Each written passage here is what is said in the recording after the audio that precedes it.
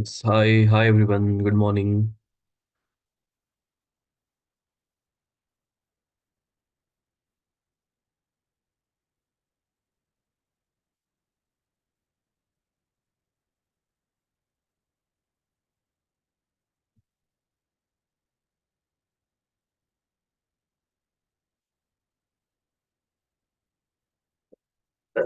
So I have uploaded this advanced SQL file on your drive under the folder day 15, 24th November, right?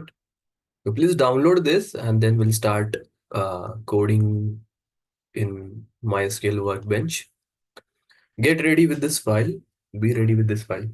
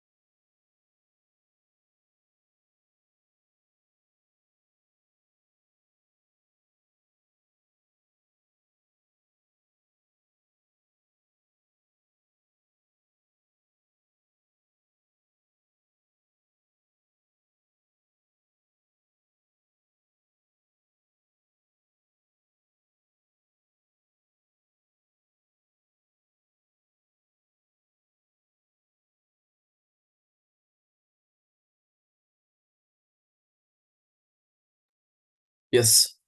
All right. Let us start with this. I'll quickly share my screen.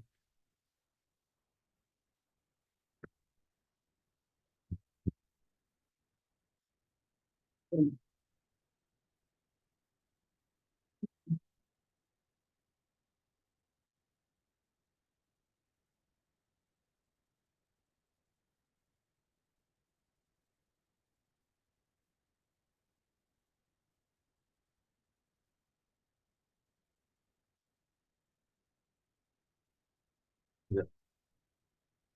So we'll require this file for advanced SQL. This one.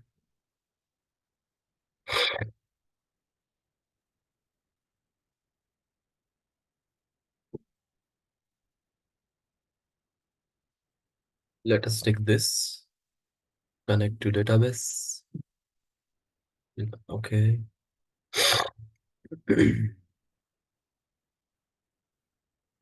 Create new SQL script and let us rename this as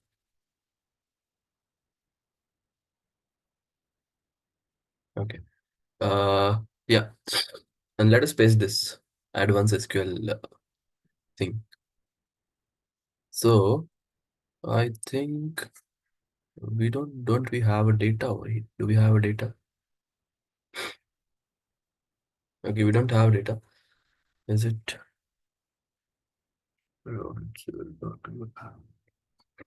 Yeah, we can do it in the same thing itself. Yes, we can do it in the same thing. Because here we already have data, right? We are we are going to use that data only. So we'll be doing over here only.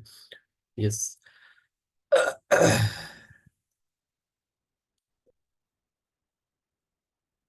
So what you do is just load this data, everyone. Create schema.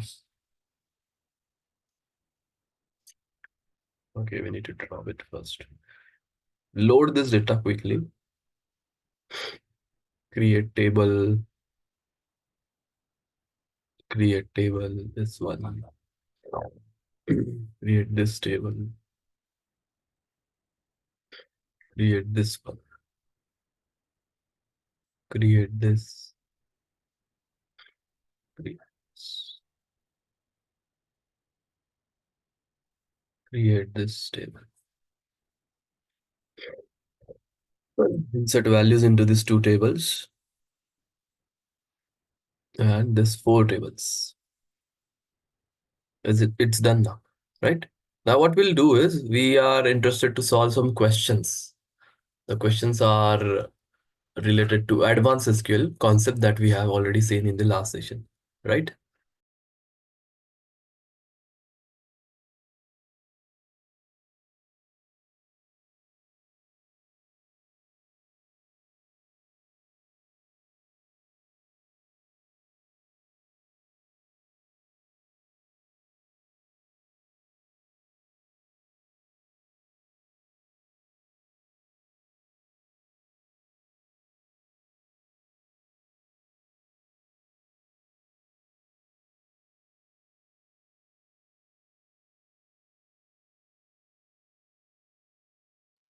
So in the last session, we just have seen how do we create a rank function.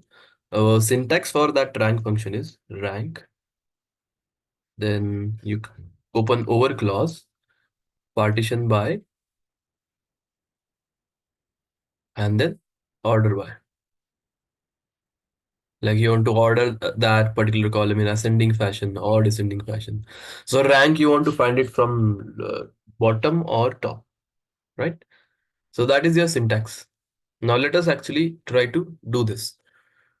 Uh, Let me show you one basic demo of how do we generally use rank function. I want to select, I want to select customer name, order ID, round of sales column as rounded sales, rank over order it by sales column in descending fashion. And I'm just renaming this as sales underscore rank. So it's very simple. Like the syntax is like this. We are selecting customer ID, order ID, round of sales as rounded sales. We are interested to do the rank. So rank over order by this and sales rank. From which table? So from market factful table,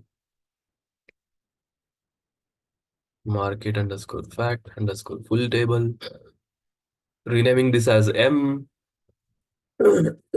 performing inner join, customer dimension as C on M dot customer underscore ID is equals to C dot customer underscore ID.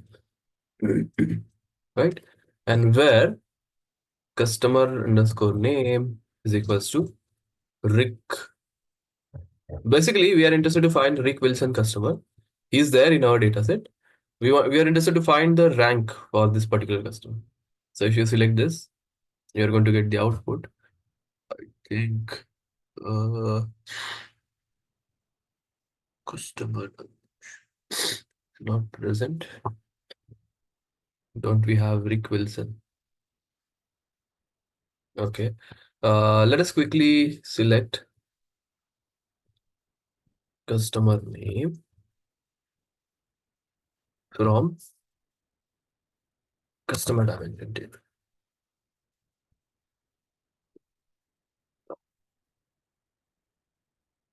right? So we have this one, Claudia Minor. Let me take this up. Or Jane Wacko.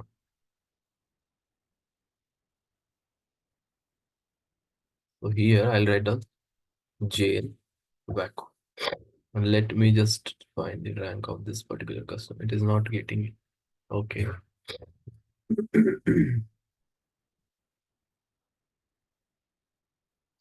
Right.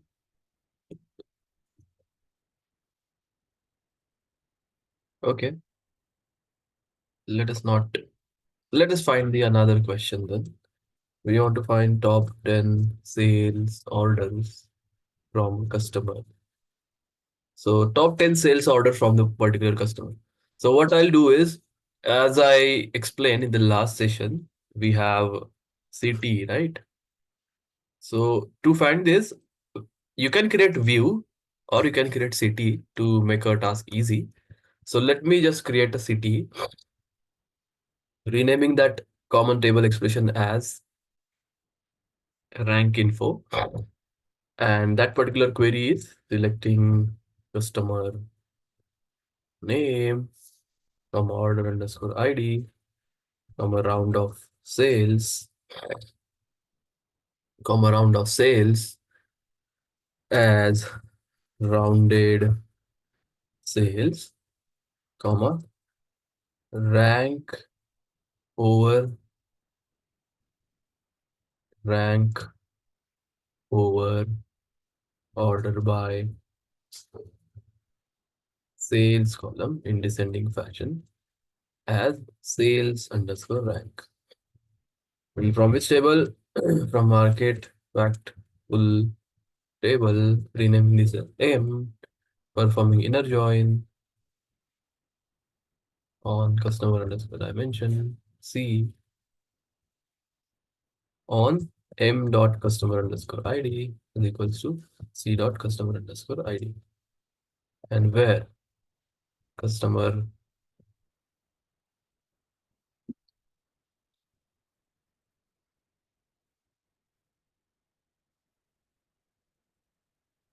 we don't we have Rick Wilson. We have done this in the last.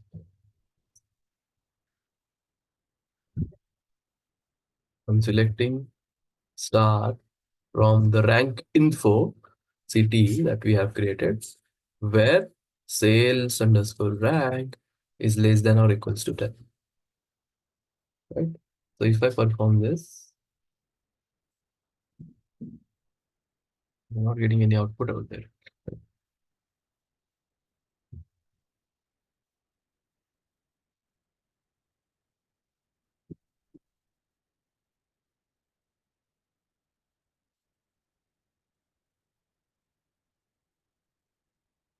Forgot to insert value. No, it's there. No, customer dimension, market facts, full table. It is there. I have inserted the values.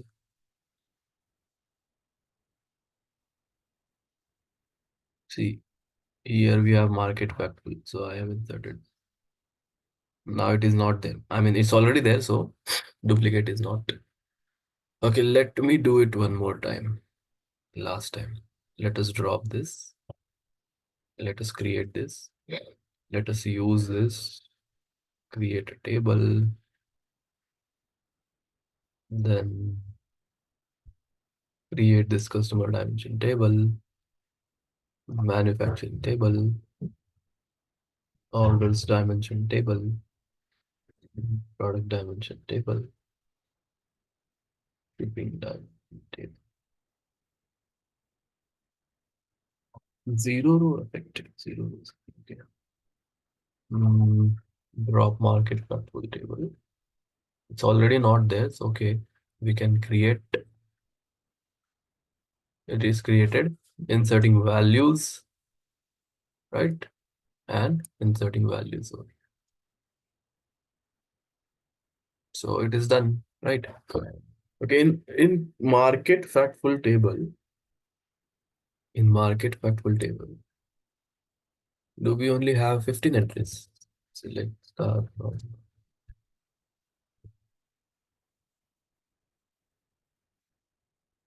How many records are there?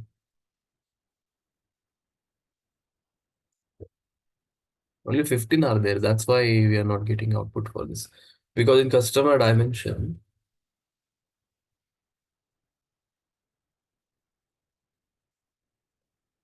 we have,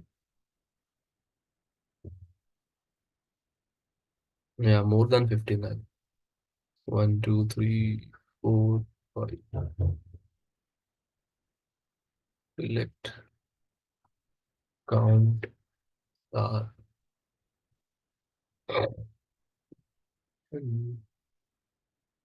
Yeah, 1832 are there. That's why we don't have all the records. Okay, you can remember this. The question is you need to find the top 10 sales order from this customer, Rick Wilson. So for an example, there's one customer who has ordered multiple times, let's say 50 times. Out of that 50 orders from this Rick Wilson, you want to find only and only which order? Top 10 sales order. So you want to find top 10 sales order, or you want to find order 10 orders, top 10 order, which is associated with top sales, high sales. So what you'll do, you'll use rank for that, obviously. You are creating a city over here. The city name is selecting customer name, order ID, round of sales as rounded sales. And this is your syntax, rank over order by sales column in descending fashion, and including this as sales. Simple. And rest of the things are simple, from then inner join on this to table, and where customer name is equals to this. So rest of the things are simple, right? Now, as we are not getting output for rank, so we'll not get output for dense rank as well. But I'll just show you how to create dense rank. Anyway, we will use this dense rank in some little, I mean, in other examples over there, right? So let us have a discussion on example for dense rank. Selecting order underscore ID, discount. Same example you can do in dense rank, because in rank we have seen if there is a tie between, let's say, first three entries, rank for this will be 1, but for last it will be,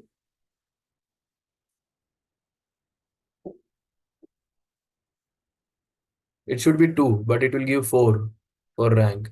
So that's why you should use dense rank. It will give 2 for that, right? Suppose there is a tie between these three, so rank will be 1, but for the second, rank should be 2, but your rank function will give you 4 as the output. That should not be the case. So you're selecting order ID, discount, customer name, rank over order by discount column in descending fashion as discount underscore rank, dense underscore rank over order by discount, DESC fashion, DESC as discount underscore dense underscore rank, right?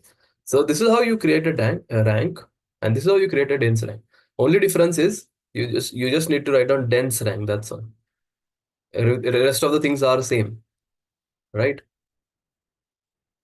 Only thing is you need to write down the dense rank, and this will be from which table? From market factful table.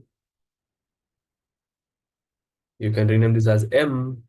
You can do inner join customer underscore dimension table as C on M dot customer underscore ID is equals to C dot customer underscore ID, where customer underscore name is equals to that particular customer. Let's say equals, right? So if you do this for this Rick Wilson, you are going to get the dense rank.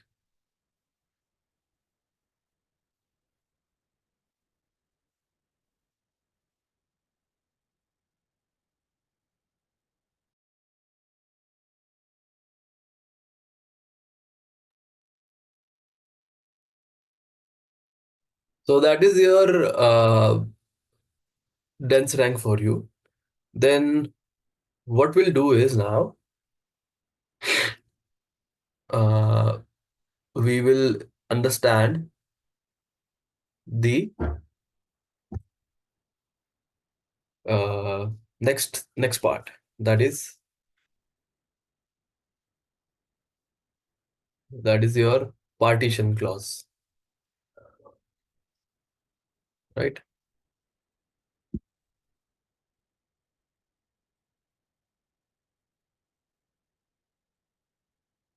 Otherwise, we can discuss on yeah, we can discuss the named window. So let us go to official documentation of your MySQL workbench, and let us understand named window.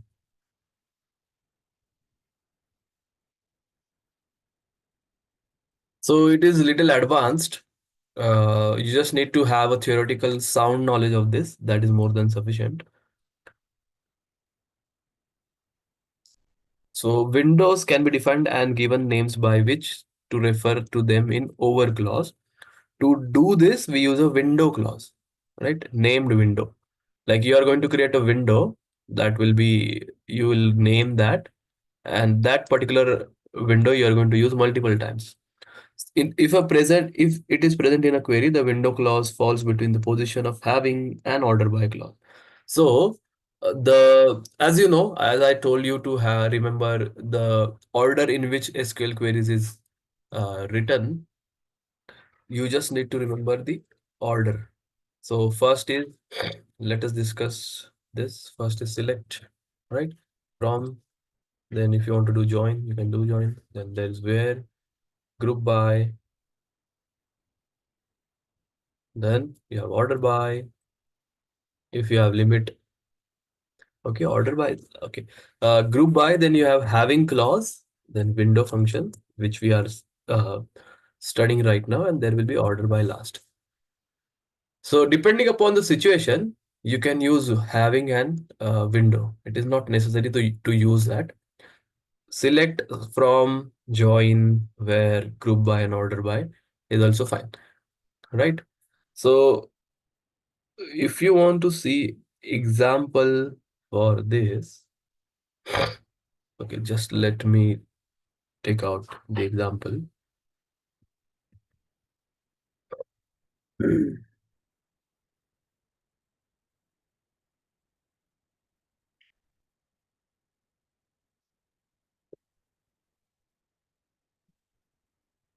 Yeah, let us consider these examples.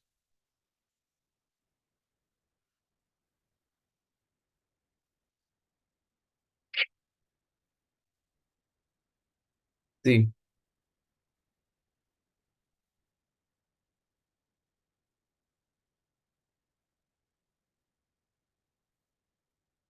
a window function is a type of function that allows us to perform calculations across a specific set of rows related to current row. And this calculation happen within a defined window of data. So whatever window that you are defining, it will happen, calculation will happen in that defined window that you have specified. And they are particularly useful for aggregation, rankings, and cumulative totals without altering the dataset, right? Suppose you have 500 records, right? And you want to find records between 15 to 100, right? 50 to 100. How can you do that? You can use window function, or you can use partition. So that's why partition is needed, right? Your rank will not give you details between 50 to 100 or in between that particular value. So we create a window function and we observe a pattern, or we just do the cumulative calculation of this data, right? The over clause is a key to define the window function. How do you do that? We write on select, then column name, then window function. This is your syntax. On which column you want to do? So you write on column 2 name, column name 2 or column 2 name. Over, you'll do a partition because as I've explained, what is partition? Suppose we have 1, 2, 10, and here 15, and then 30. So if you want to find records between 10 to 15, so you make a partition of this, right? You make a partition. So that's why partition is needed. partition by column name, and order by as new column from which table you write down that. That is the syntax. So let us see this example. An aggregated window function. First, this will allow us to perform aggregated operations across a set of rows within a defined window, right? Across a set of row within a defined window. Let's say you have defined this window while still retaining a detailed label data. So you can find sum, average, count, maximum, minimum of this data. Example of aggregate function is you can consider an employee table where you have name, age, department, and salary. So what you're doing is you're selecting name, you're selecting age column, department column, salary column. You want to find average salary over partition by department as average salary from the employee table. So for all the department, like you want to partition this by department, right? So we have three finance person, 50, 50, and 40. 50, 50, and 20. So average of this is 50,000 plus 50,000 plus 20,000, right? If you find average, that will come across 40,000 because 15, 50, 100, it is 120 divided by 3. That will be 40K. Or for finance, the average salary will be 40,000. You can find this, right? So person who are associated with finance department, they will assign average salary as 40,000. And then we have two salesperson.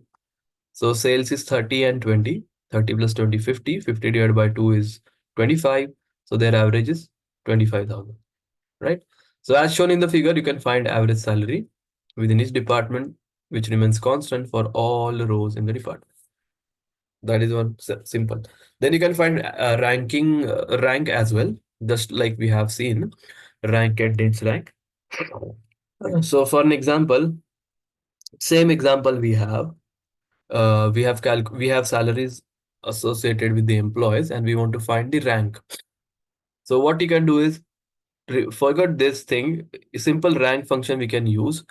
We can select name, department, salary, rank over partition by.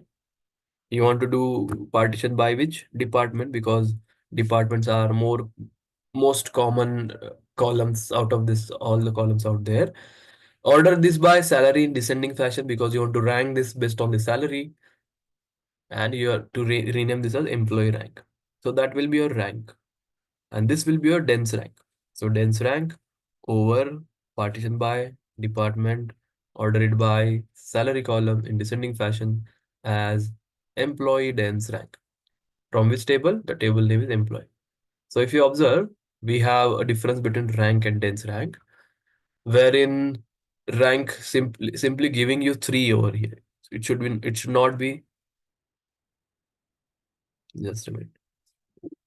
Yeah, in this finance uh, department itself, Ram salary is at the second, right? Because there is a tie between these two. So this is correct. They have this two, Ramesh and Suresh has rank number 1, but this should be 2, right? It should not be 3. But rank will give you 3, dense rank will give you 2. And this is common, like this is, there is no tie between these two salary. So this is what we have. That is your rank function.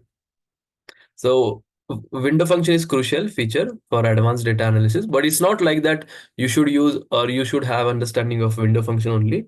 You can use any other functions to calculate the salary, or we can do group by as well, right? Group by finance and find the average of the salary.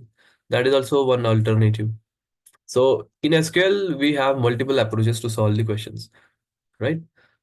Uh, then it provides flexibility when working with partition data. By mastering over clause, partition by, order by, we can perform complex calculation like aggregate functions, ranking, and cumulative totals, right? So what you can do is, I'll share this link with you. It will be helpful for you to revise this particular concept. You can go through this. We need to solve one case study, so we can use all this concept over there. right? We are not going to do this. Directly, we'll use this concept in our case study. And as I told, this is advanced skill. You need to revise this at least 3 to 4 times to get a command over this advanced skill concept. Before to this module, whatever we have seen is very simple, this thing. But advanced skill will require some somewhat exercise or somewhat practice for from your end as well, right? So that is your this thing. Sharmila is requesting you to allow multiple. Sharmila, do you want to share your screen?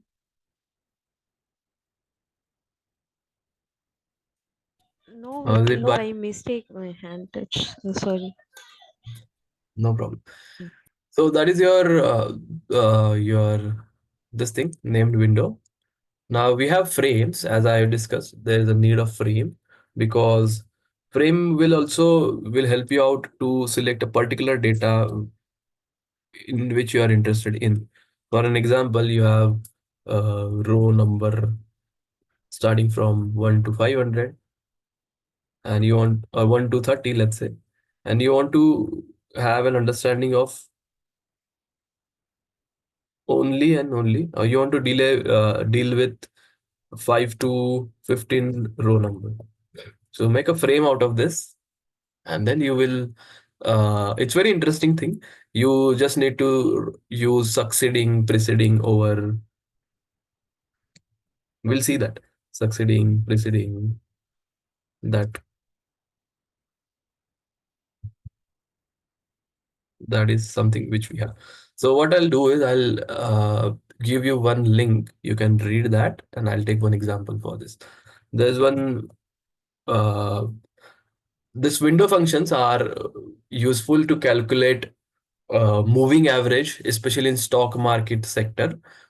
And I'll just provide you uh, one link which you can read, which is helpful for your basic understanding of how they use moving average concept in uh, to buy stocks.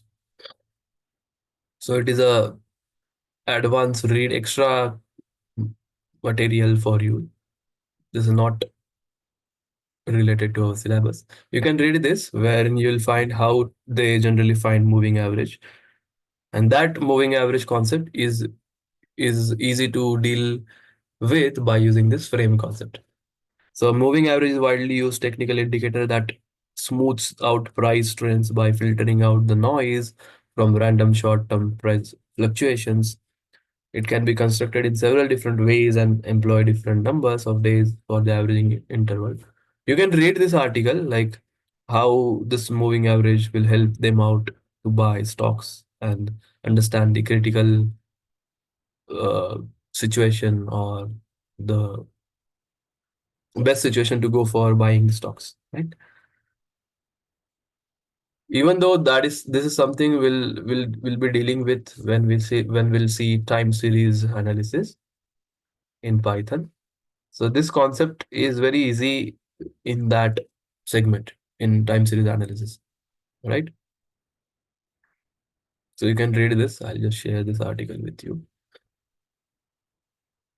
and let us have a discussion on questions. Right. So uh, moving average is to understand moving average. We'll take one very interesting example. Let's say we have Kohli batting performance. We have year with us, we have runs, and we have moving average for this. Moving average will tell you how consistent this particular player is. Your simple average will not help you out to understand how consistent he is, right? For an example, I have this runs 2016, 2017, then 2018 and 2019. I would love to have more records as well, but as of now, let us concentrate on this this particular year as well only. So We have 623, 681, 941. Okay, we need to find this, right? Just a minute. Right. So moving average. First is obviously it will be 623. Just a minute. Obviously it will be 623 because here we have only one record. Now it will be two record. So it will be an average of 739 plus 623. So and divide by 2. Right? Because it should be average. So 1362 divided by 2. The moving average will be 681. Now he is consistent, as you can see, as far as these runs are concerned. Now you have three records, right? 623 plus 739 plus 1460, and the average will be 9479 divided by 3. So it will be just what I have done. Is it wrong? 623 plus 739 plus 1460. Yeah. 2822 divided by 3. It will be 941, right? 941. Now, as you can see, his moving average is increasing. So he is consistent. But now the run is less as compared to previous run. You might think that he is not consistent, but let us calculate moving average to understand this. 623 plus 739 plus 1460 plus 1202. And it will be 4024 divided by 4 now. So still it is, he is consistent. Moving average is increasing, right? And last but not the least, we have 623 plus 739, 1460 plus 1202 plus 1377. It is 5401 divided by 5. And still it is good. So this is a correct indicator to help you out uh, in understanding the consistency as compared to normal runs that he has scored. Right now, the table which we have is this. Now, what you have to do is you have to calculate this by using unbounded preceding keyword. So, what is this unbounded preceding? We'll discuss that. We want to identify the year that contains the incorrect value of moving average. So, in question, they have given the table. Suppose you have been given a table in which they have calculated moving average. This is you have calculated this by formula, but suppose they have given this. So it is 623, 681, 941, 1050, and 1080. So the incorrect value is this, right? So that was the question that we had. So in 2018, the moving average should be 1006, but it is showing it as 1050. And last but not the least, again, let's say uh, you have another table starting from 2008. So let me take this and let me paste it over here. 2014,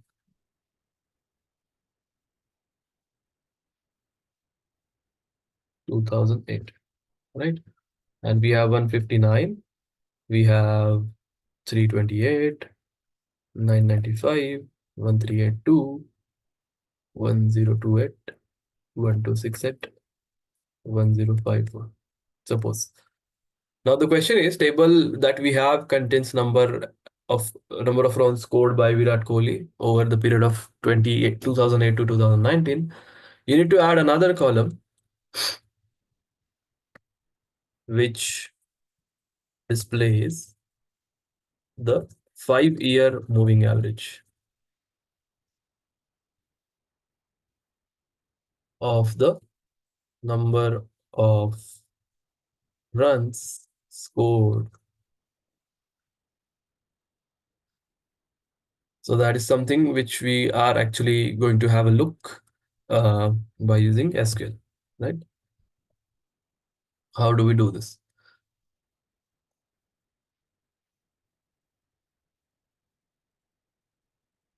So it is simple. So let us take this example and let us understand how to calculate, how to use this moving average by in SQL. Let us see examples.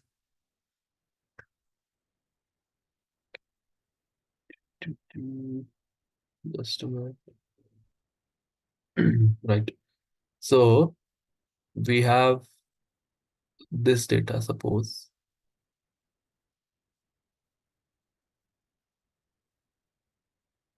Using naive approach, you can find moving average of the score using very basic, but that is very difficult. I mean, it's very lengthy, right? Just by using a logic out there.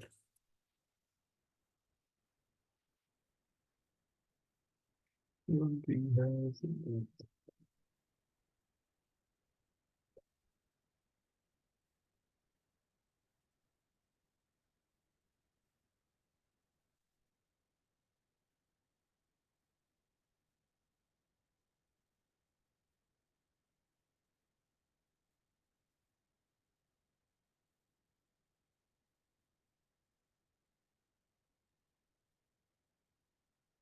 Okay, let us solve this in case study only then.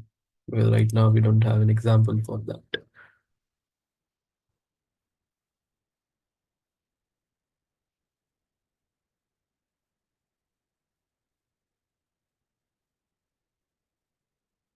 Yeah, now I'll let us touch upon these three keywords of what is known as unbounded preceding, then ranking, sorry, not ranking, following keyword, and between keyword that we have in SQL in while dealing with your uh, frame, right? So let's say you have this particular data in which you have row number 1, row number 2, and up to row number 11, right?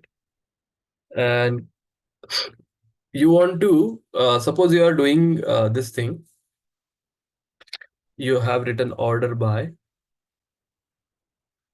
into rows 4 and following. You are writing down this thing, right? And assume that the current row is row number 6, right? Current row is row number 6, and you have written this query, order by rows 4 following. So current row is row number 6, ordering it by rows 4 following the current row, that is current 6. So it will be row 7 to, from row 7, then we have 4 rows. So row 8, row 9, and row 10. So that will be your output. You are going to get row 7 to row 10 because you are writing down order by rows 4 following. So that is your following for you, right? We are just understanding how to write down the uh, frame concept. Now, same example, I have the current row is row number 6 itself. I am writing down order by rows between, very interesting, between 2 preceding and 3 following. Between 2 preceding and 3 following. Current row is 6. It is as simple as English language. Between 2 preceding and 3 following. Can anybody guess what will be the output? We are at the current row number 6. We are writing down between 2 preceding and 3 following. And row So it will 7 be, no, just remember this between keyword. It's very simple. Between 2 preceding and 3 following. So it should be 2 preceding of the current row, that is starting from row number 4. And between, no, so between row number 4 and 3 following. Current row is 6, 1, 2, 3. So between row number 4 to row number 9. So the concentrated row will be this. for this particular query. Is it clear now, everyone? How this is row number 4 to 9?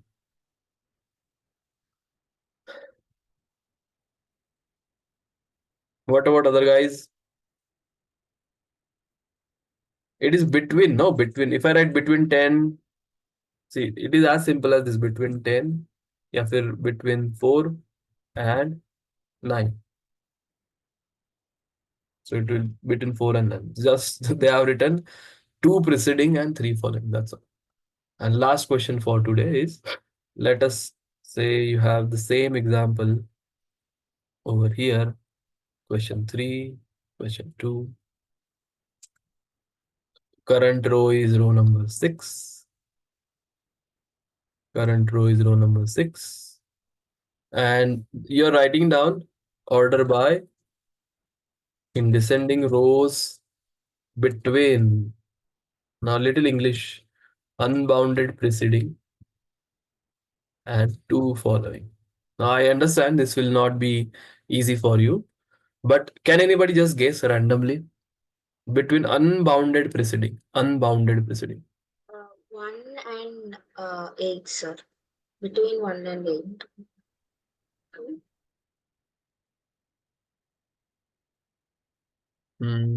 Not actually.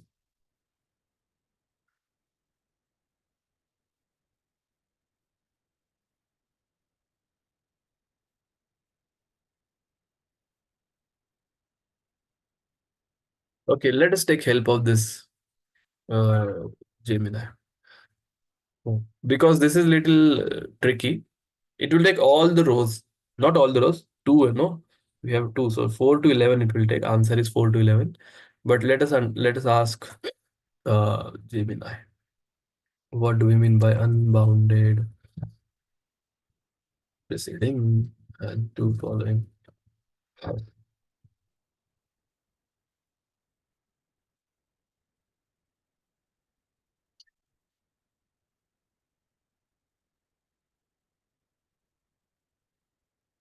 First of all, we have done descending order by descending rows, no?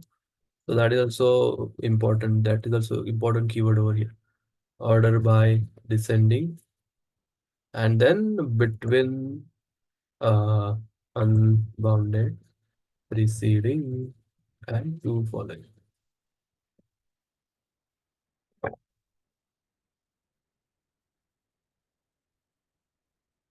So first of all, it will sort this in descending fashion. Like row number 11 will be first. And unbounded preceding means include all the rows from beginning of the partition. Two following means include the current row and next two rows. But as we have done, we are combining these two, as I discussed. First of all, it will sort this by using ascending fashion. Entire result will be sorted in the ascending fashion. Sorry, descending fashion. So row 11 will be first, and then row 10. Then it will be sorted first of all, right? Because as we are doing order by in descending fashion. So row 11, row 10, and likewise up to row number 1.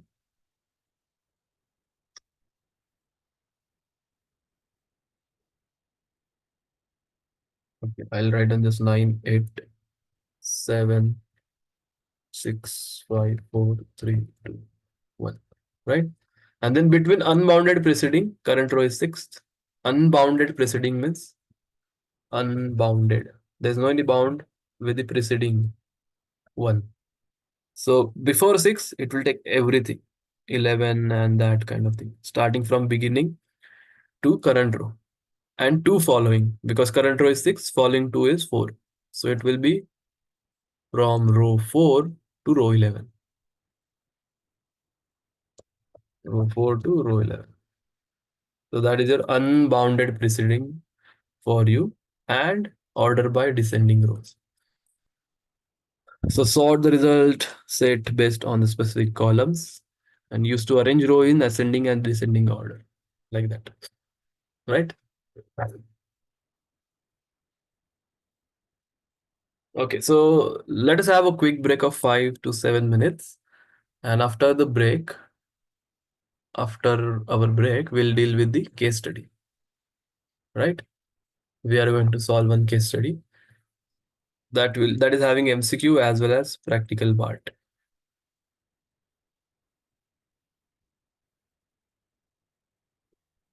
So it is 9:57. You can revise this particular sheet which you guys have with you, because now it's time to go for project part. It is kind of implementing whatever we have seen till now in that particular project, and it is very simple. Don't worry. So it's 9:57. Let us have break till 10:06.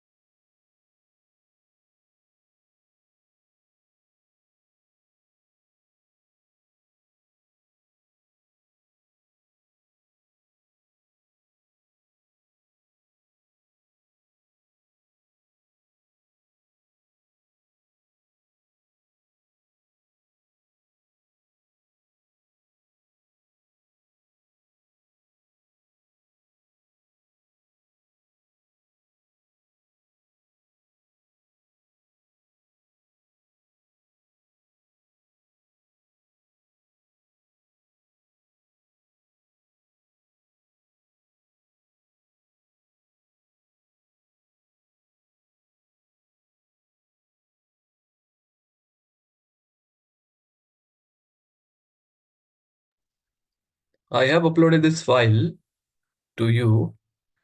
What you can do is you can quickly download this, and we are interested to work with the advanced SQL queries now for this particular data set. So I'll just create a database quickly. You can also copy from that, creating a database, right? Then let us quickly create table, this table, right? Then let us insert that particular uh, values in that table, this values in this table. Let us insert these values in this table. And now let us start working with the uh, your questions, right? It's already there, solution, but don't look at the solution. What we'll do is we are just interested to find what is there in this score table. So selecting star from scores, and if I just run this, I'm going to get the output wherein I have player name and scores associated with these players. Now, what I want to do is I want to find rank. So I want to use rank in this. What I'll do, I'll write and select ID. Selecting ID, player underscore name, and I'm selecting score of this player using rank over order by score in descending fashion, renaming this as rank score. And from which table? From scores table. So selecting ID, player name, and score. And so 100 is 1, 90 is 2, 80 is 3, 3, 3, 3. This frank should be 4, but here we are getting 6 because we are using rank, right? So that is one problem associated with rank. Now we'll solve this problem by using dense rank. So here also, if you just write down dense rank, dense underscore rank over, and same thing, you can do order by score column in descending fashion as dense underscore rank underscore score, right? And if you just run this, you'll be getting the dense rank.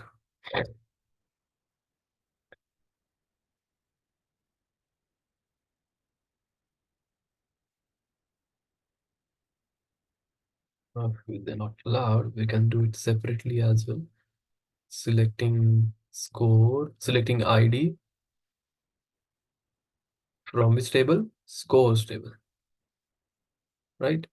If I just run this, I'm going to get the dense rank over there, right? And if you just compare rank with dense rank,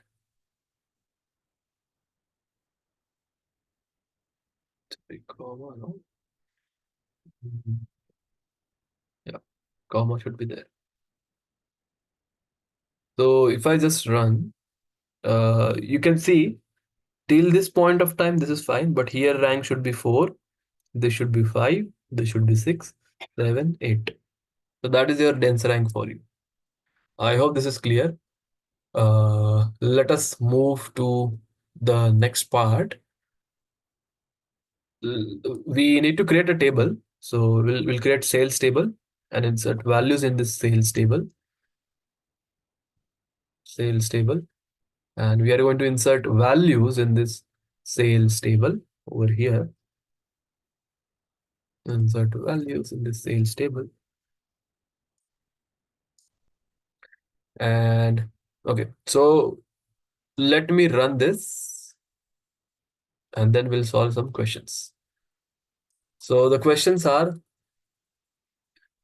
you need to write a SQL query to rank the sales table basis increasing order of sales price of the product. You have to write a SQL query to rank the sales table based on the increasing order of the sales table, not decreasing order, right? So order by you will not do descending fashion. Simple. So if you just need to check what is there in this sales table, you'll write down select star from sales table and you'll get the answer for that. So if I just run this, I'm going to get the answer. I mean, I can see the table, what is there in this table. Now I want to use rank function to find the sales table based on the increasing order of the sales. So I'm selecting date, product, sales price, product rating using rank over, I'll order this by sales price column. From which table? From sales table. I'll just run this. If I just run this, I'm going to get date, product, sales price, product rating, and rank over order by sales price. Right? So this is your rank 1, 1, 1. But this should be 2. This should be 2. This is ascending, right? Not descending. Because we are not writing down DESC over here. It is ascending from beginning, increasing order of sales. Now we can use partition clause over here. The only difference that you need to write is after before order by, you can use partition. Partition by which product, product, and order by sales price. So if I just run this, I'm going to get the output where I have done partition by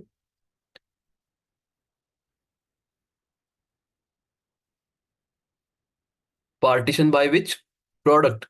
So if you just observe this carefully, very interesting thing.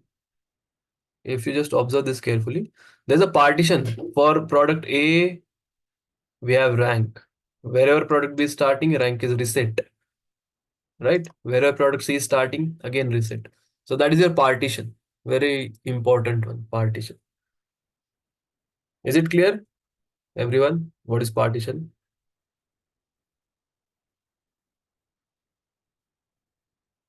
Yes, everyone.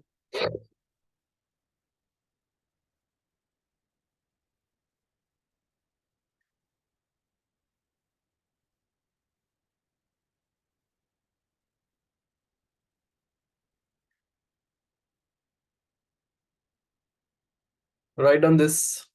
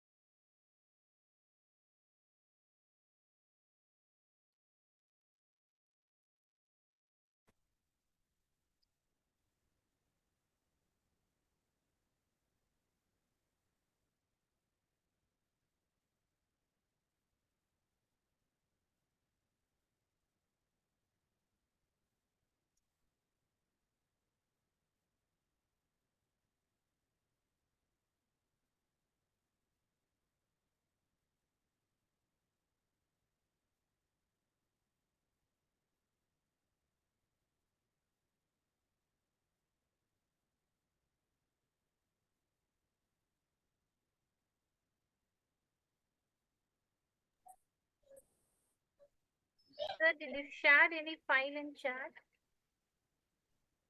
File I have shared on your drive, This file is already there on your drive.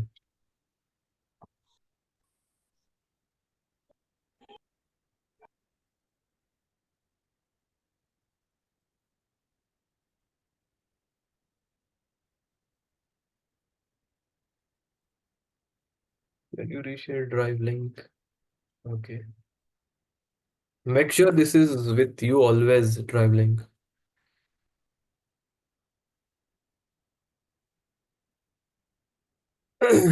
Right? Don't lose this drive link. So write down this. I'll give you 5 minutes of time.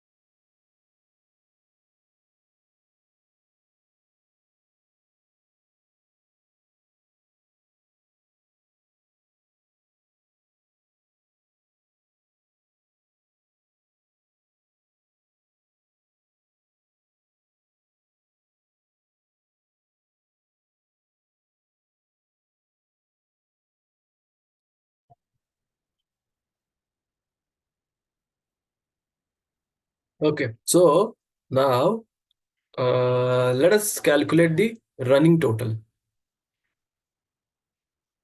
Right. Let us calculate the running total. So how do you calculate the running total?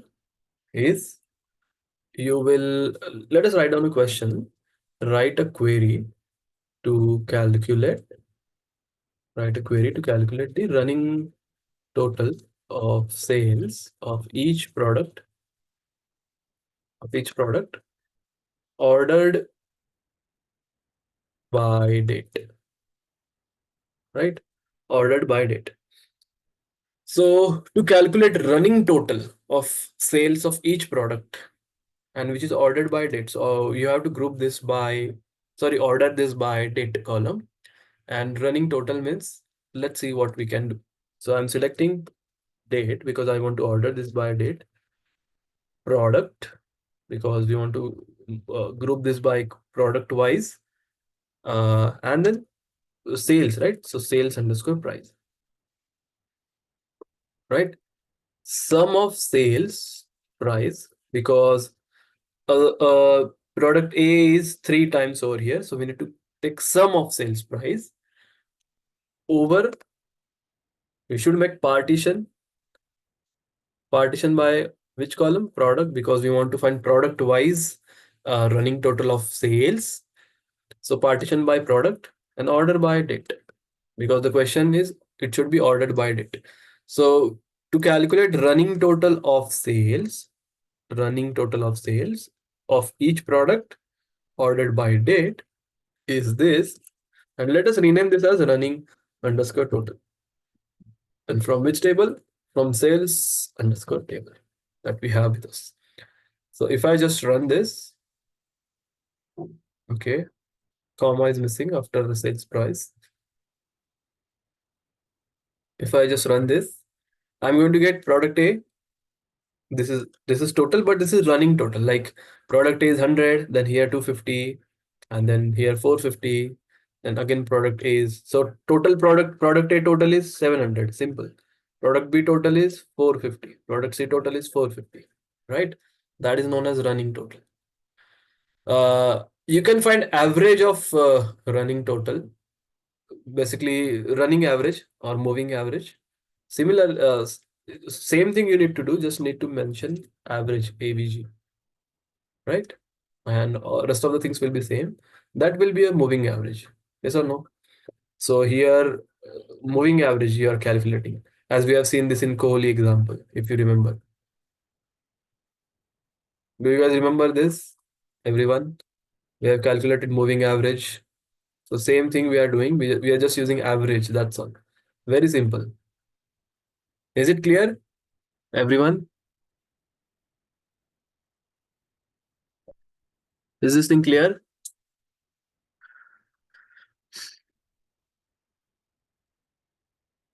Perfect. Very good. Now, I need to write a query to calculate the moving average sales price for each product, and it should be ranked, very, it should be ranked by product rating. It should be ranked by product rating. So how you can do this? You have to query calculate moving average sales price for each product ranked by product rating. So little bit tricky question. Calculate moving average of sales price for each product. So partition by, see, for each product means partition by product. Uh, ranked by product rating means order by rank rating. So I've got that. Moving average means you need to do average of sales price. So sales price partition by product, order by product rating, right? But uh yeah, that's what you have to do. Simple. So selecting date, product, product, sales price, sales underscore price, product rating, comma average of sales underscore price, over which clause? Partition by clause. And product, partition by which? Product, order by which? Product underscore rating. As average You can do over here as well. That is not a problem. Average sales price, because that is just an alias that you are giving from this table, from sales table. If you just close this, you are going to get the output for that. That is this one. So selecting date, product, sales price, product rating, average of sales price over partition clause. Doing partition, you are doing it by product rating this time, not product, for product rating. So wherever rating is 2, this is your average of this, right? Uh, Wherever the rating is 3, this is your this average. And wherever rating is 4, that is your average. So 100 plus 150, average is 250 divided by 2, that will be 125. 250 plus 200 is 450 divided by 3, it will be 150. So moving average based on the product rating, simple. Now, I think we have few more questions. Very interesting thing. We can do that. Yes. So, do you have any questions in this? Questions till now, whatever we have discussed. Anybody have any questions?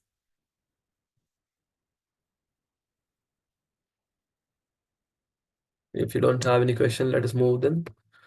Next part. Write SQL code to find the count of player name whose dense rank is greater than 4.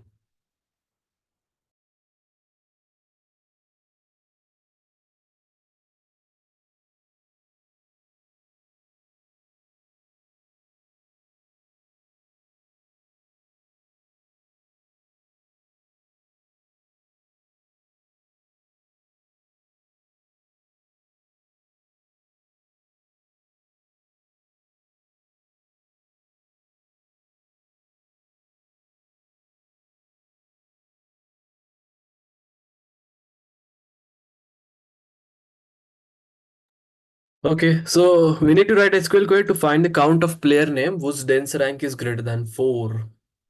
Whose dense rank is greater than 4. So you need to calculate dense rank, but let us create a city with city1 as,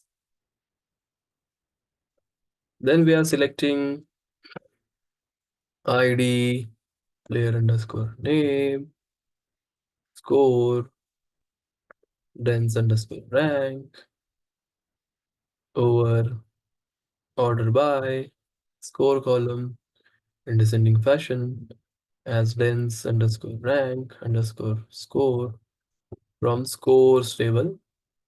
And then we are selecting count of ID from city1, this city1, count of ID from city1, where dense underscore rank underscore score, it should be greater than 4, right? It should be greater than 4. So creating a city and using that city over here to find the dense rank should be greater than 4. That is what we have over here, right? So count is 4. So we have 4 player whose dense rank is greater than 4, right? Now quickly we'll create one more table uh, for this thing. Let us create one more table to solve few other questions. So the table is sales, right? Sales, yes. So in which we have ID, product name, quantity, price, and other thing. Let us take that. Or let us add values in this. Before that, we need to create table. This is your table.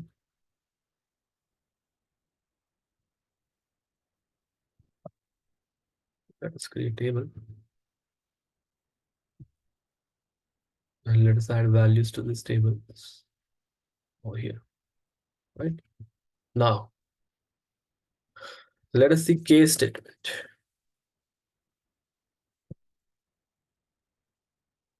So you need to create a column. To create a column tagging against every row, whether the quantity is high, medium, or low.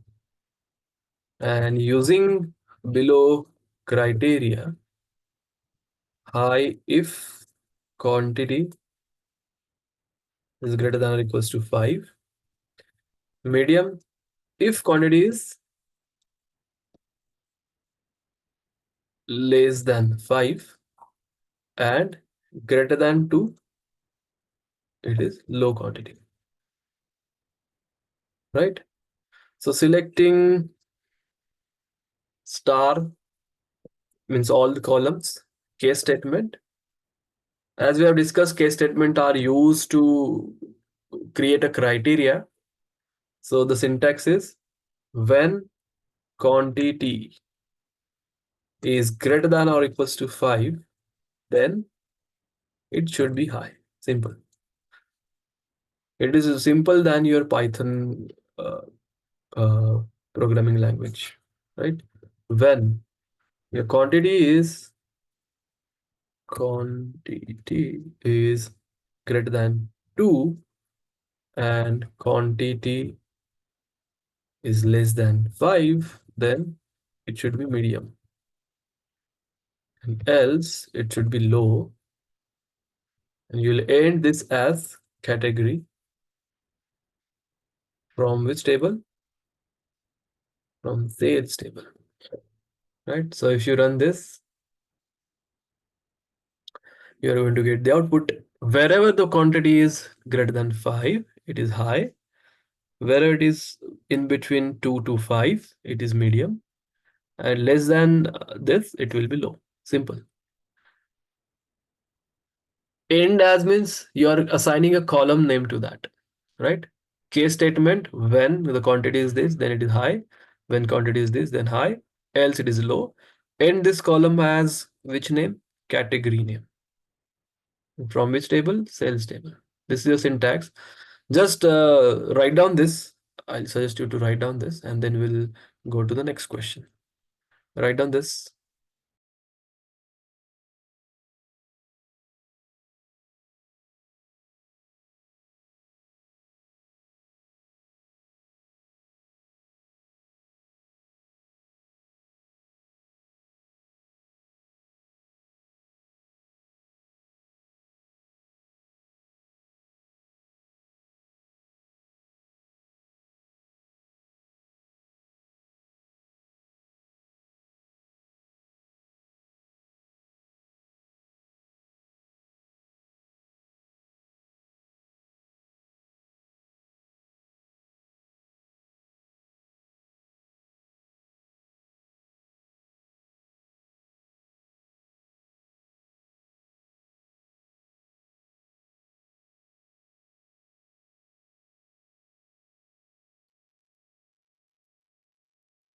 Sir, I need a help. Can I share my screen? Yeah. Yes.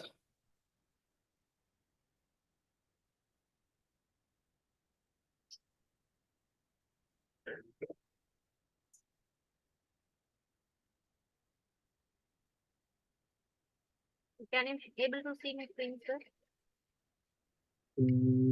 Yeah. Why I'm getting this kind of error and how to run this? Okay, you need to connect your database first. No, go to database above, connect to database, connect this. Okay, I tried this one, but it's not happening. It is connected now. No connection established. Okay. Uh, is it happening now only or from beginning itself? yesterday only I tried this. Okay, I think you need to restart, close this and start this one more time. Close the entire thing.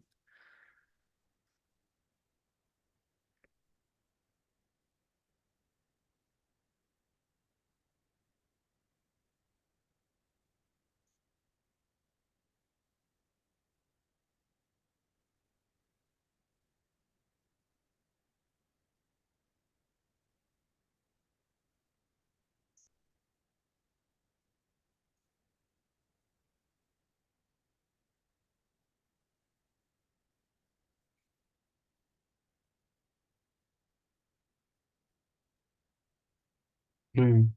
Okay. Next.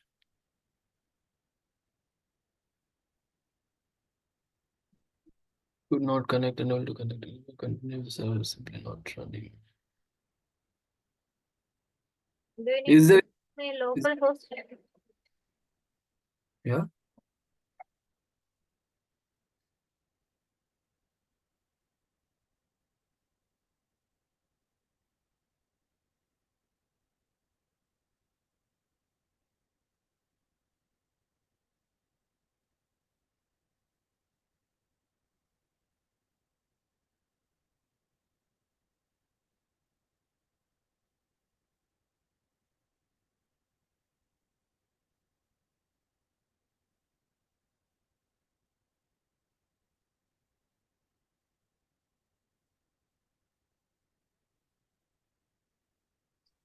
Try doing it one more time. If it is not happening, no, you should uninstall this and install this freshly. It will solve your problem. I have to uninstall and install. Yeah, yeah. That is better choice. Okay, Uninstall let me this try this. application and install. Yeah.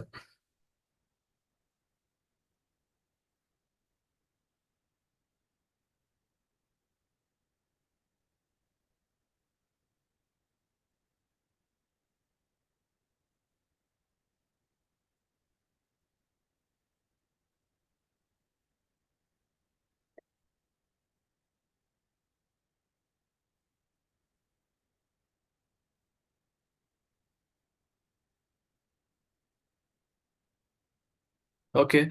Is it done, everyone?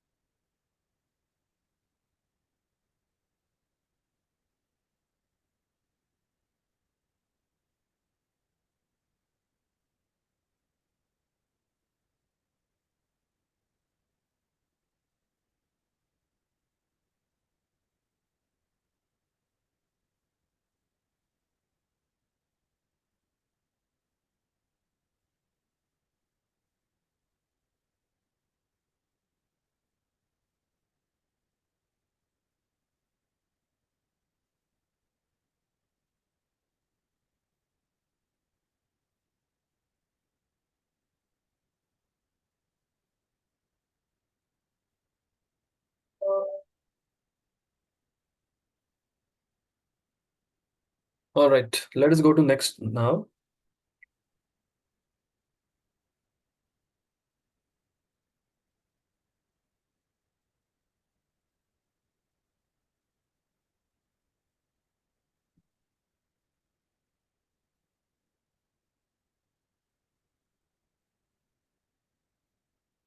Uh, Next is, yeah, we have this question. You need to calculate the final price of the product after adding the taxes. After adding the taxes. So if the price is greater than 6 and price is less than or equals to 9, then taxes, then you are eligible to pay tax 10% of the price. You need to pay this tax. If price is greater than 9, then tax is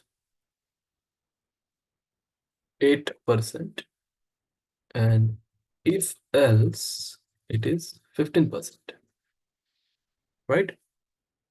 So we are selecting everything associated with case statement when price is greater than 9, then price into 1.08. If it is greater than 9, price into 1.08, that is 8%, right? When price is greater than 6, price is greater than 6 and less than, and price is less than or equals to 9, then it is 10%. So and then price into 1.1, that is 10%. And otherwise, price into 15%, right? So 1.15. And we'll end this as final price. End this as final price from sales table. So if you run this, you're going to get the output where your final price is this based on the uh, tax regimen that you have provided, right? So that is your this thing, your case statement. So we have completed case statement. Now there is something which is known as UDF, which we already have seen in our Python, if you remember, user defined function. In that, what do we do is we create a function to use that multiple times. Let's say to which saves our time and complexity of the space and everything, right? So what we are doing is we are using a delimiter dollar. Spelling is wrong, I think delimiter. Uh, will create function. This is how you create a function. Let's name this as summation. In that we have product. The data type is varchar 50.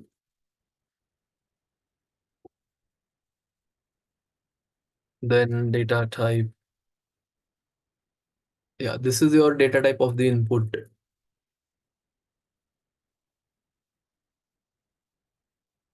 Data type of input. Then returns decimal.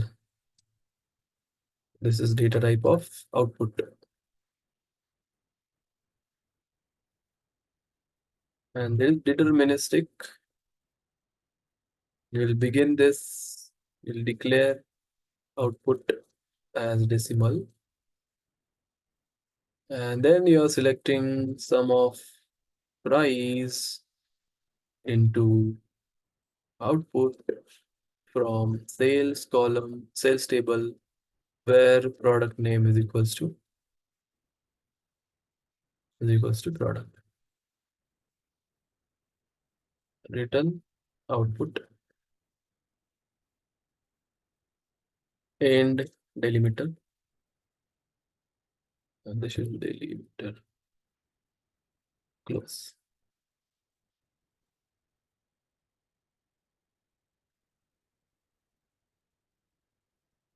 This is how you create a function. I think there is some error over here where your error is managed data type.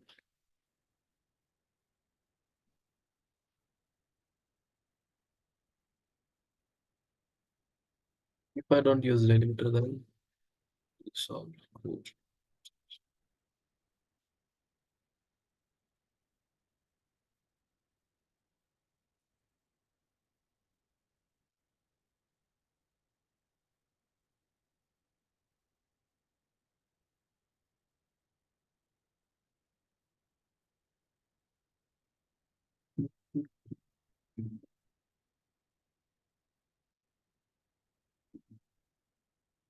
Let's take a help with syntax.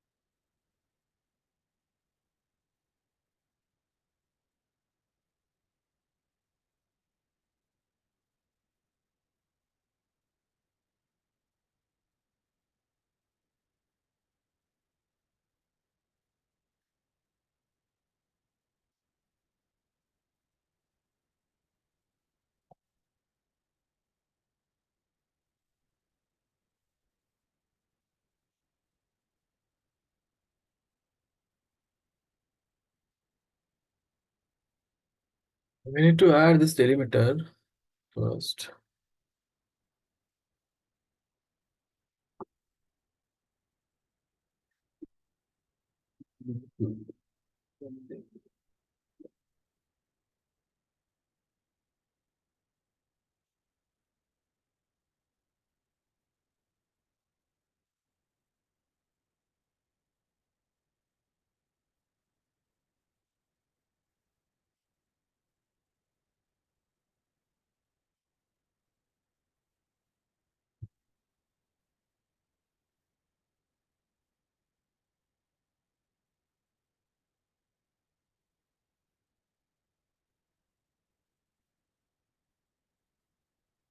Why is it happening?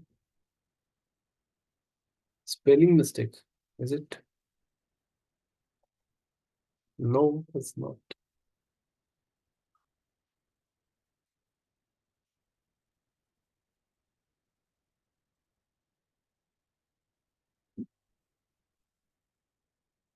DLI.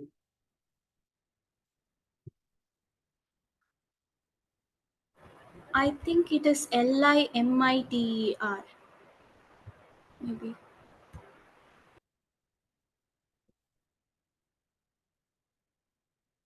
Yeah, right. Okay. Here also it should be MI then. But what about this then? Okay, just a minute. Just a minute. Let us do it one more time. Daily method dollar. So create function summation. Or instead of this, we can simply copy this, no? We already have this over here. I'll explain this. Let me just first of all run this.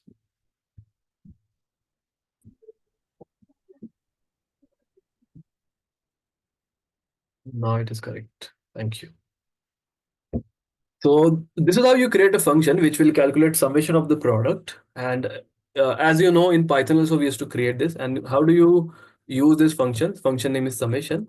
Product B you want to get a summation. So you'll do this, and simply you will uh, close this, end with this semicolon, right? Now if I just do this, summation spelling is wrong. Yeah, summation.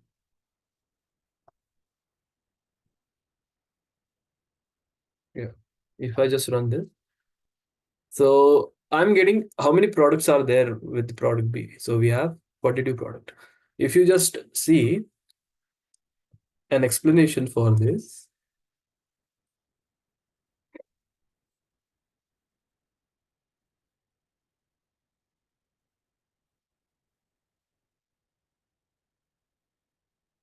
so first of all, delimiter, what does it do is it will set the delimiter to the function of delimiter to dollar. This is necessary because function body contains multiple lines and semicolons, which would otherwise be interpreted as statement terminators.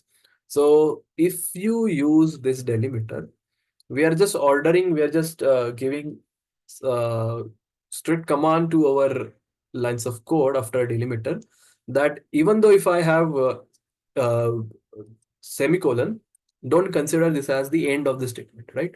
So that's why it is not end of the statement. So we are using delimiter for that, right? Which would otherwise be interpreted as statement terminators. We have, it contains multiple lines and semicolons, but that does not necessarily mean that it is an end of the statement. Then second part is function creation. This is how you create function. The function name is summation. In that product name that you need to pass, in this function name, what you need to pass, you need to pass product name. That is an argument, right? Maximum 50 characters are allowed for the product. We create function named summation, take single input parameter, that is product, of type varchar 50, which represents the product name, and then we'll return type. Return is decimal. It specifies the function will return a decimal value, which will be calculated total price, right? It will return a decimal value which will be calculated as total price. And deterministic keyword is, it indicates that function output will always be same for the same input value, making it suitable for optimization, right? It is always same for same input value. And variable declaration is declare output should be in decimal values. Variable named output of type decimal to store as the calculated sum. So the output is can have decimal values. It should be decimal, not integer. And then we are selecting sum of price into output from sales where product name is equals to productor. So selecting sum of price into the output.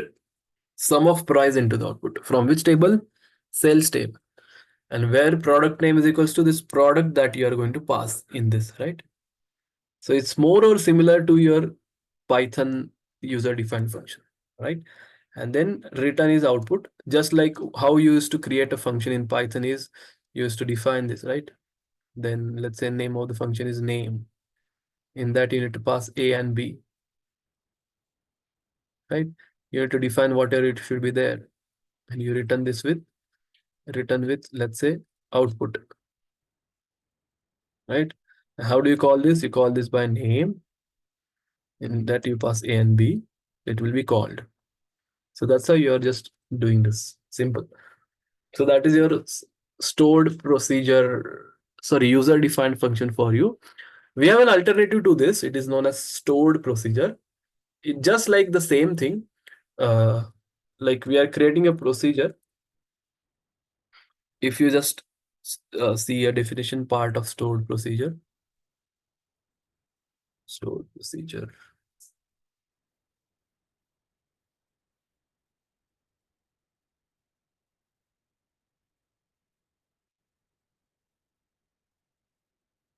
So it will be stored procedure in SQL is a group of queries that can be saved and reused multiple times, just like your function. It is very useful as it reduces the need of rewriting SQL queries.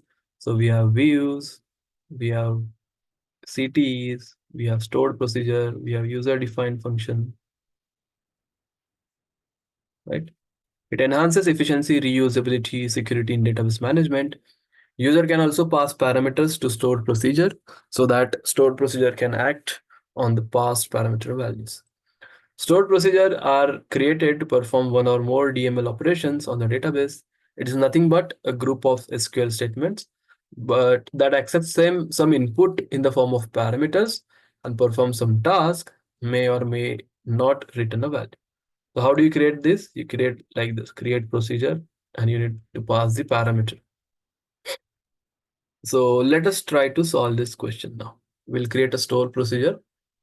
Same thing we can go with delimiter $sign. We'll create procedure. This is how you create store procedure. Name is cont. You need to pass product in that. The data type is varchar 50.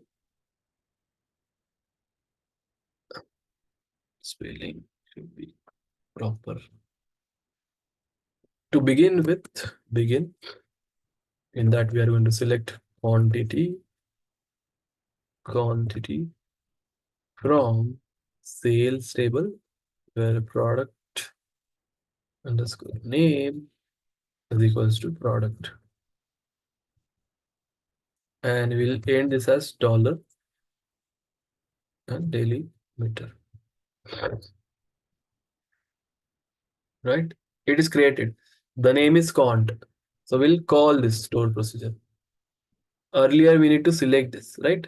For user defined function. For stored procedure, we need to call this for product B itself and close this. So it will create, does not exist.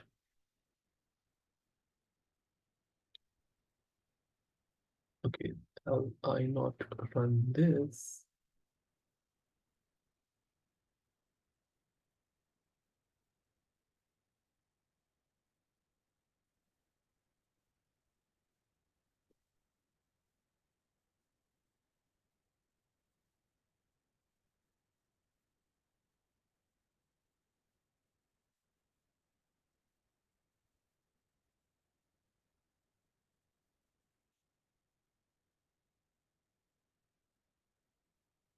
Just a minute. Let us take the same thing over here.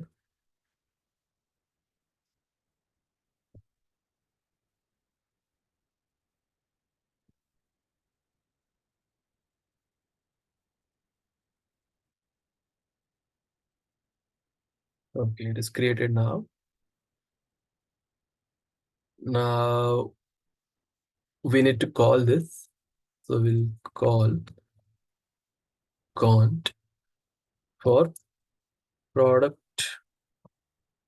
B, right? And semicolon. So if I run this, quantity for product B are 2131. So what we are doing is we are creating a user defined function which will give us the quantity for the specific products, right? So stored procedure cont is designed to retrieve the quantity of a specific product from the sales table, right? Selecting quantity from sales table where product name is equals to that product that you are going to pass. So it will select quantity column from the sales table, filters the row based on the input product name. And for product A, you will get this quantities from that particular table. So it's just like finding quantity for the particular products out there. Product A is 5, then A is 4, right? For B, let's calculate B, it is 2, then 1, then 3, then 1, 2, 1, 3, like that. So we have 2, 1, 3, 1, right? Row wise we are getting basically. Total are 17 for each particular records out there. Is this thing clear, everyone?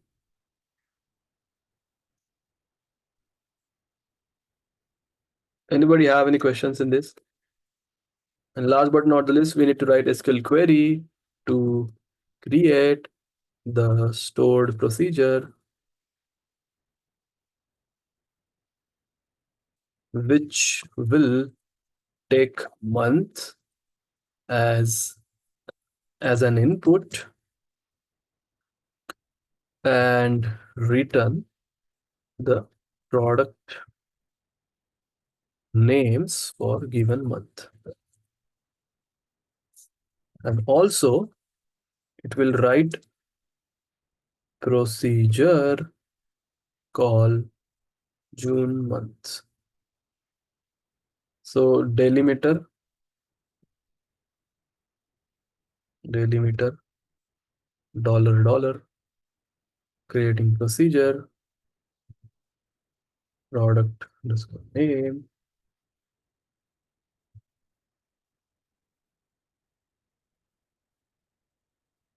mon varchar 50. We'll begin this by selecting product underscore name from sales table where month name is date underscore purchased is equals to mon. So we are creating a stored procedure which will take month as the input, mon, and return the product names for that particular month.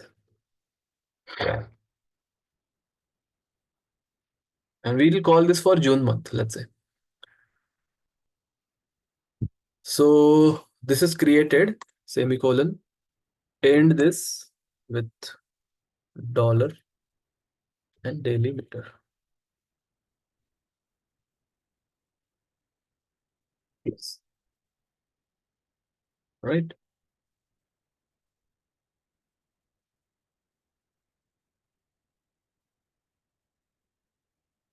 If I just run this,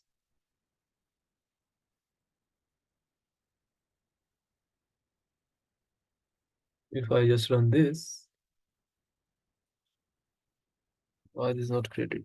Product name already exists. I already have created product name, is it? Okay. Let's call it as product name 1 then. This is created. Now let's call this product underscore name 1 for which month? June month. Because in question they have asked you to calculate it for the June month. You'll write down this, and you are getting a product names for a given month. So if you just see this record for sales column, you can see first is June. All the records are for June, I think. So you are getting all the records for that particular thing. You can pass uh,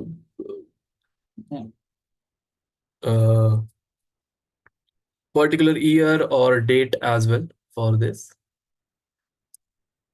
So as we have all the records for June, so you're getting that. First is product A, B, C, A, B, C, A. Just confirm this. A, B, C, A, right? So that is a stored procedure, right? And just a quick question, drop or delete stored procedure. You can do that.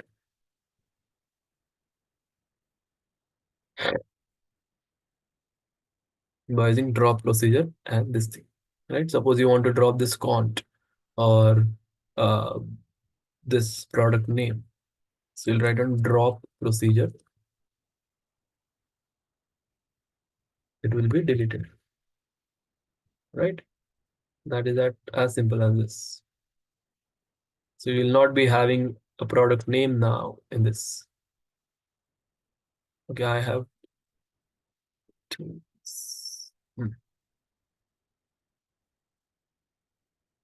You don't have this now, right?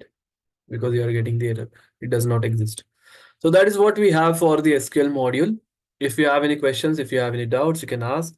Let me quickly check the syllabus that we need to take care after this module. Yes, anybody have any questions now? You can ask.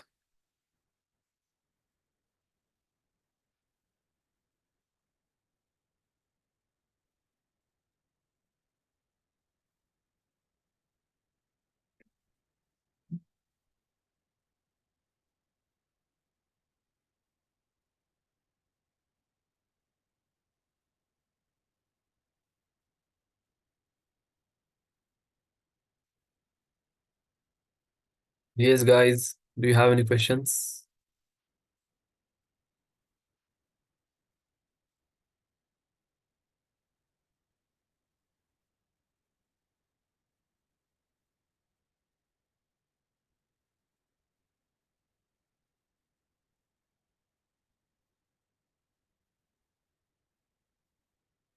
So we have covered more than this case statement, stored procedure. It was not there, right? That's why it took little more time, but that was important. So I wanted to complete this for your batch. We have completed, if you see, we have completed stored procedure, window function. Window function is already there, but partition, then we have completed user defined function, right? Case statement was not there in this syllabus, I think. No, it is not there, right? Yeah, it is there. Okay, but we still have completed more module than it is there in the syllabus. Now we are ready to go with this exploratory data analysis, which we'll start. We'll be having session till 11:30 for today because we are lagging some. We are lagging it by 1 or 2 modules, 1 or 2 session. So we'll complete. We'll start with the exploratory data analysis. We'll be dealing with this. So session 11 will be completed by today end itself, and we'll be left with session 10, 12, 13, and actually 14, 15. Today it is, I think, 16, right? 1, 2, 3, 4 sessions are there. Okay. All right. Anybody have any questions? Do you want to discuss anything? You can discuss.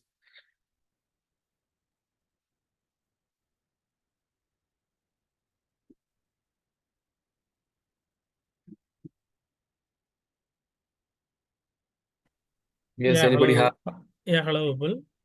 Yeah, yeah. Yeah, a little not clear about the rank and dense rank difference. I could remember that how we can get the dense rank and rank. I little Mm, know about that. But what is mm. the main difference between the dense rank and the rank? Right. Mm. See, this example itself explains everything, no? Can you see this over here? Yes, I can see that. So that is your main difference. No, why it is required is, see, Mm, uh, if you just see today's query, wherein we are calculating rank and dense rank, in the first example itself, see, this one. here you are getting rank. Okay, let's do Mm, case this one. Can you see for 100 it is fine, 90 it is mm, fine, mm, 80 is 3, this 80 mm, is also 3, right? This 80 is mm, 3. But mm, this 50, rank of this mm. 50, oh, no, it should be 4. Is it 6? Because 1, first, Oh, because of the number of repetition, it's actually skipping the 4, 5 thing, right? In the right, rank. right. Okay, Please okay. keep That is that. the main difference. Okay, okay, okay. And somebody is asking Okay. to explain row number. I can explain that row number. It's Hmm. very, row number is, it will just give you this row is 1, this is 2, this is 3, this is 4. Okay. Okay, okay. Okay, understood, Vipul. Thank you. Yeah, excellent. Hmm. The row number is you will get row number, that's all. So this is ultimately your row number, no, Darshini? Okay, okay. As row number. Come on. Row number 1.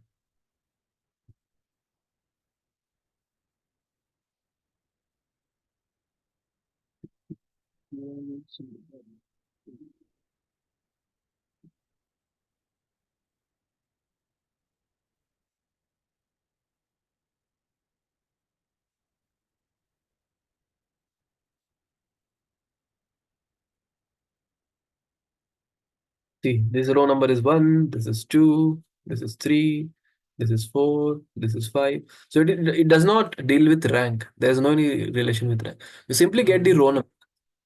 If you don't have row Okay. number, Okay.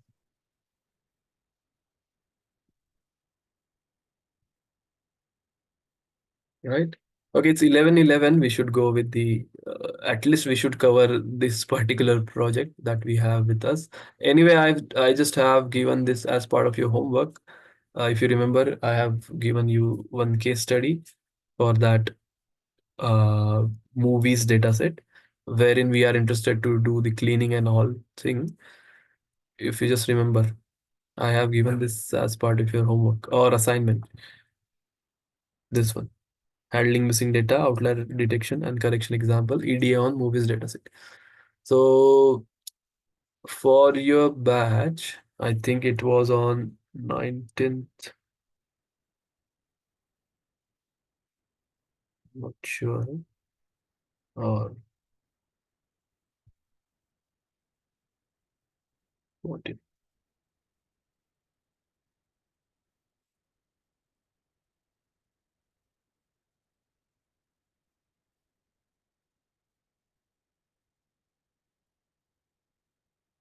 Okay, no issues.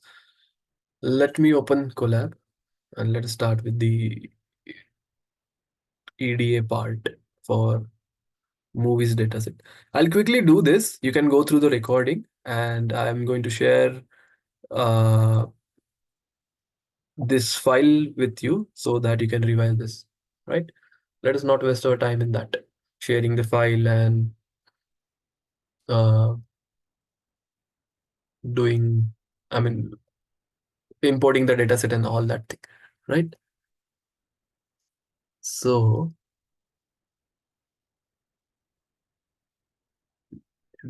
just, just give me a minute. I'm just loading that dataset.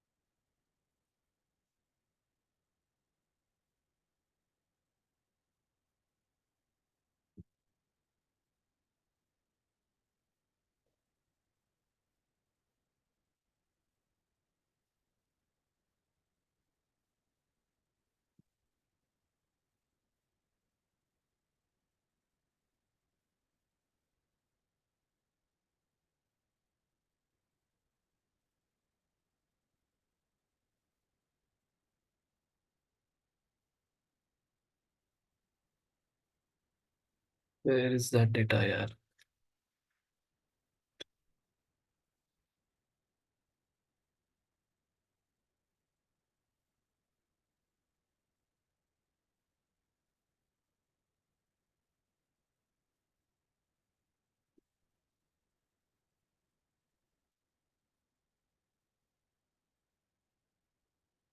I'm unable to get that data right now. Just give me a minute.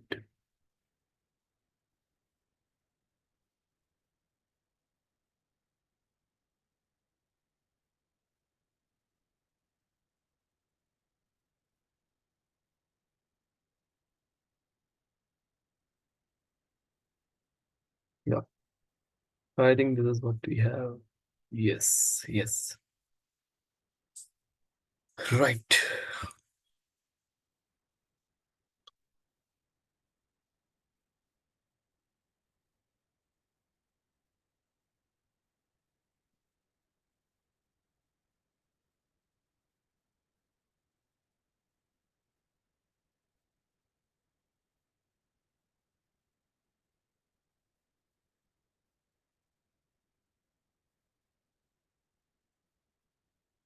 Okay.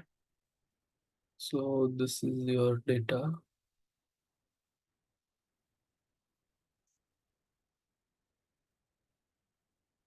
I'm sharing the screen.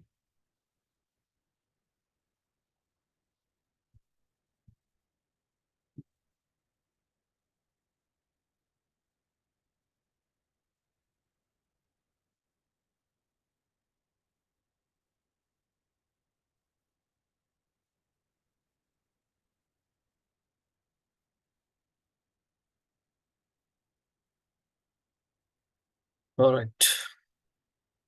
So all of your questions I'll take care after the end of this particular discussion, right? I'm quickly uploading the data. So please just have a look at this.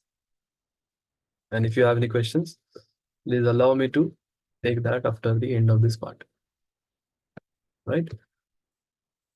So I'm importing NumPy and pandas, importing pandas as PD, right? Reading your file. So we'll just copy the path and we'll just read the file under the name of movies is equals to pd dot read. This is CSV. So we'll read this file over here, right? Now, once this is done, we have few questions. So that uh, are relatively important for our case study. So inspect the data frame. How do you inspect this particular data frame is just a minute, just a minute. I'll just take out the questions. So basically you need to find some answers to the questions that they have provided or you can generally have. So you can get an information about the data, then how handle the outliers and more clean the data, something like that. So that is what we have over here, right? So the questions, I'll just take a list of questions and then we'll see.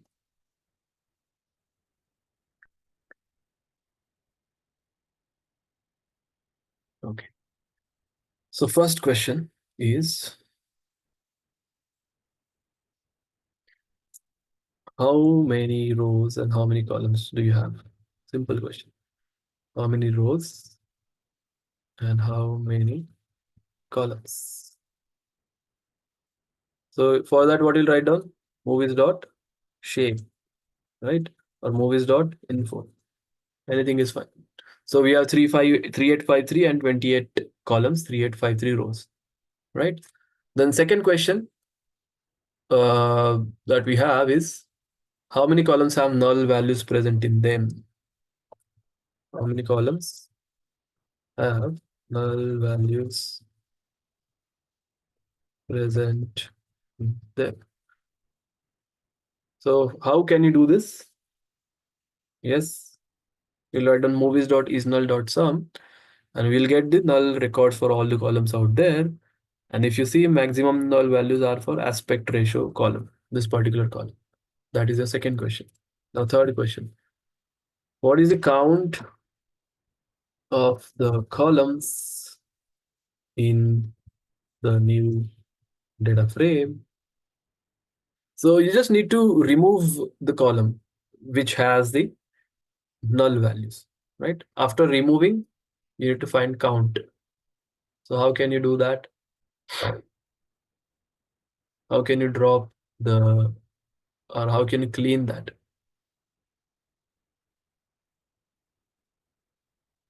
Yes, everyone. How do you clean null values? We can either delete the values or impute the values. Right. So what should we do?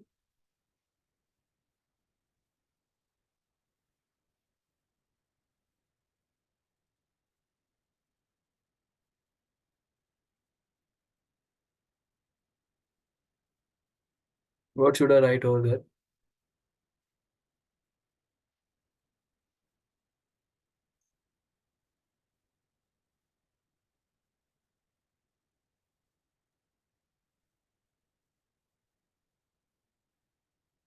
Drop null.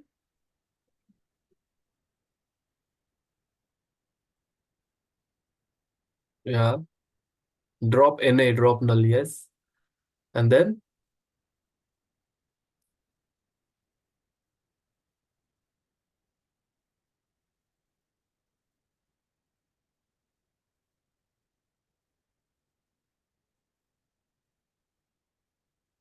after dropping, then what should we do? Just write down in the chat because this is your assignment basically. I just wanted to know how you can proceed. If you just tell me logic, then that is also fine.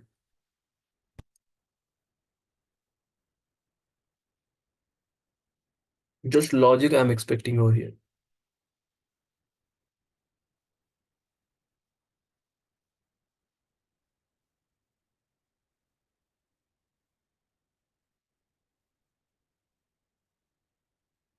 Yeah, everyone. What should we do?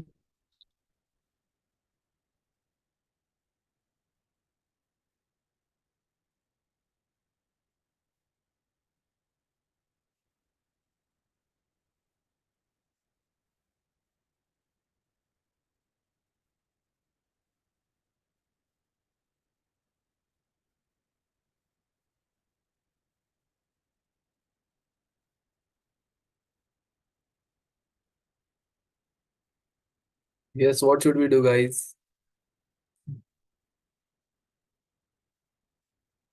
We can try to find the mean and other data quantities, analytical quantities,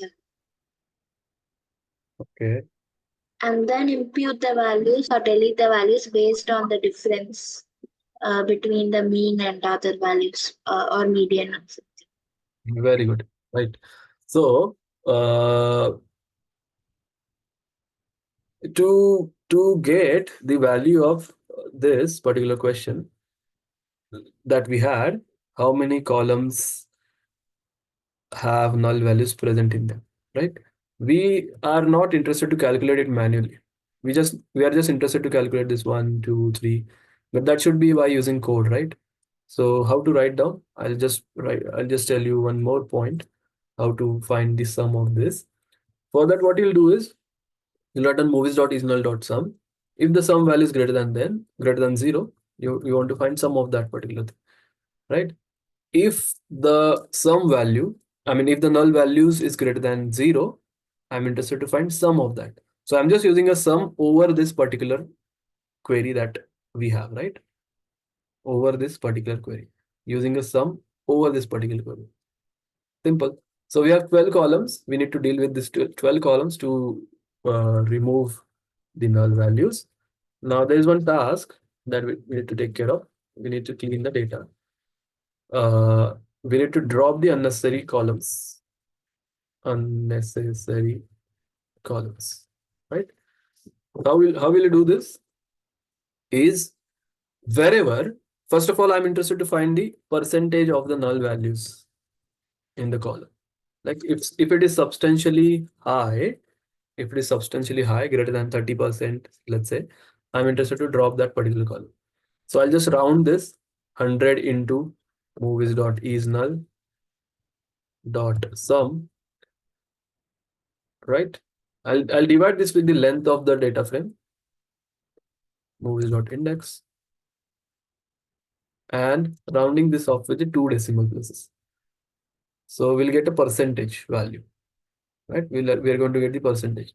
So this is 0.05%, this is 0.03%, highest is 0.78%, right?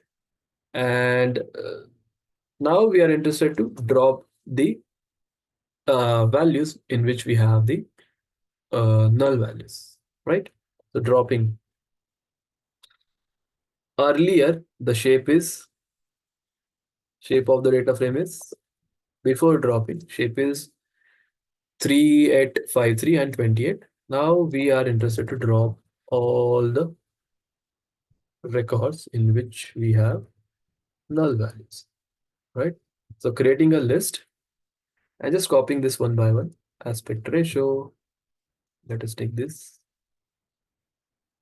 then comma, this actor to Facebook likes, right?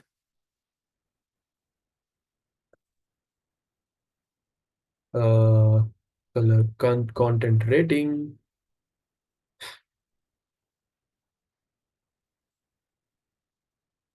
comma, language,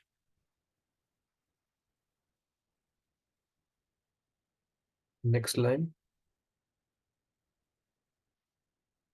plot keywords, face number in poster,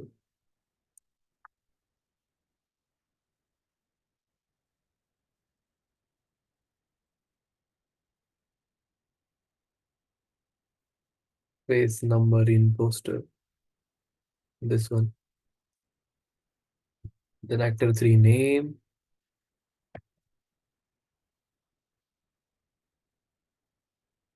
right? Likewise, you can go ahead with the analysis.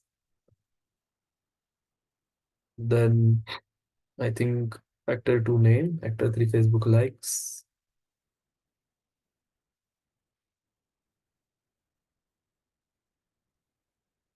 So this is one way, or the intelligent way is wherever it is less than 0, you just select that, right?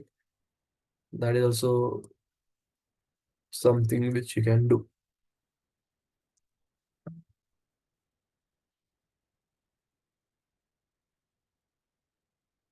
Duration, number of critic for reviews, and color. Duration, number of critics for review, and color column.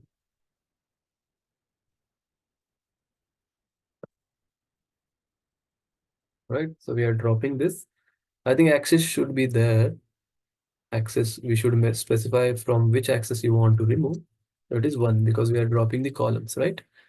And right now, if you just check, language plot is not found in the axis.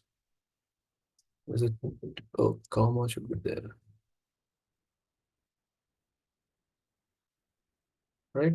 And now, if you just check movies.shape, it is 16 column. We are left with 16. Still have to remove 3 more columns. It should be 13. So aspect ratio, Facebook like, director, is it there? Director.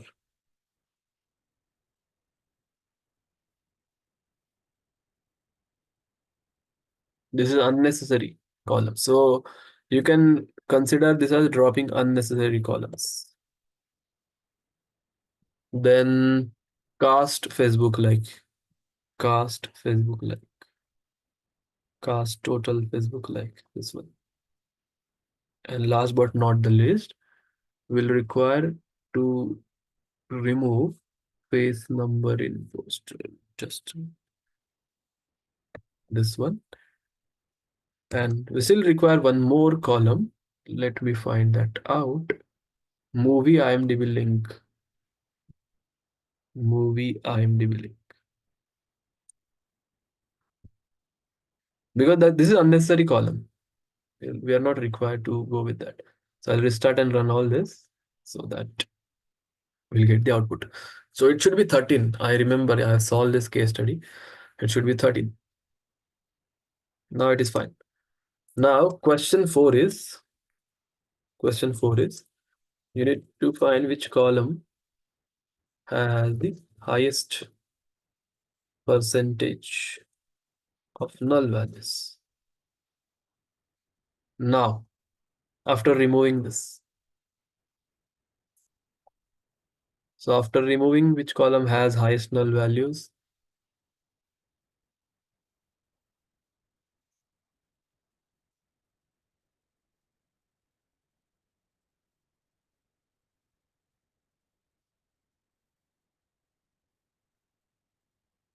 because we already have removed, so no column will be having highest null values. Then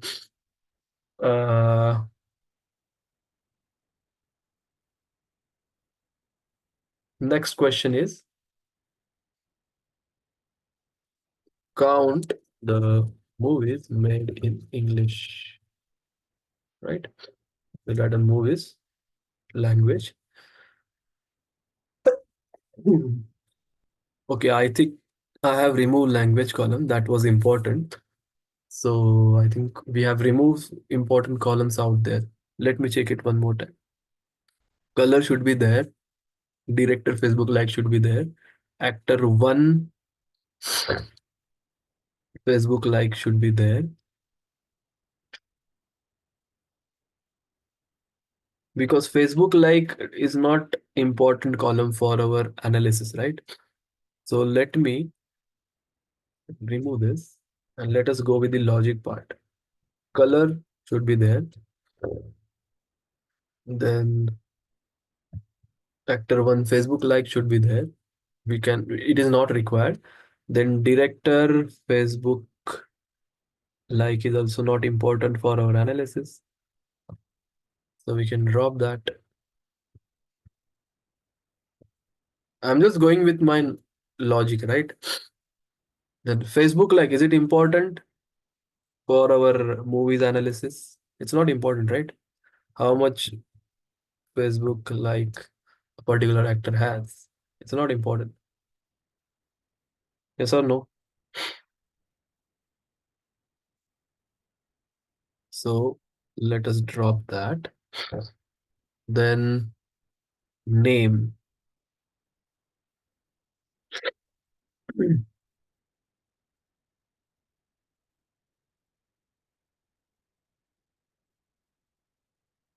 We will not require actor 2 name. Actor 1 is required. Actor 2 name is not required. Let's say. Then cast. Cast total Facebook like. This will drop. Right.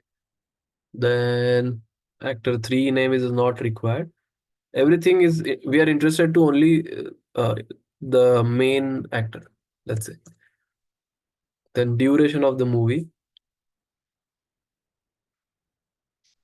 is something which is less significant over here.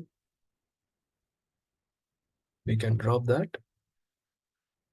Facebook face number in poster, we can drop that.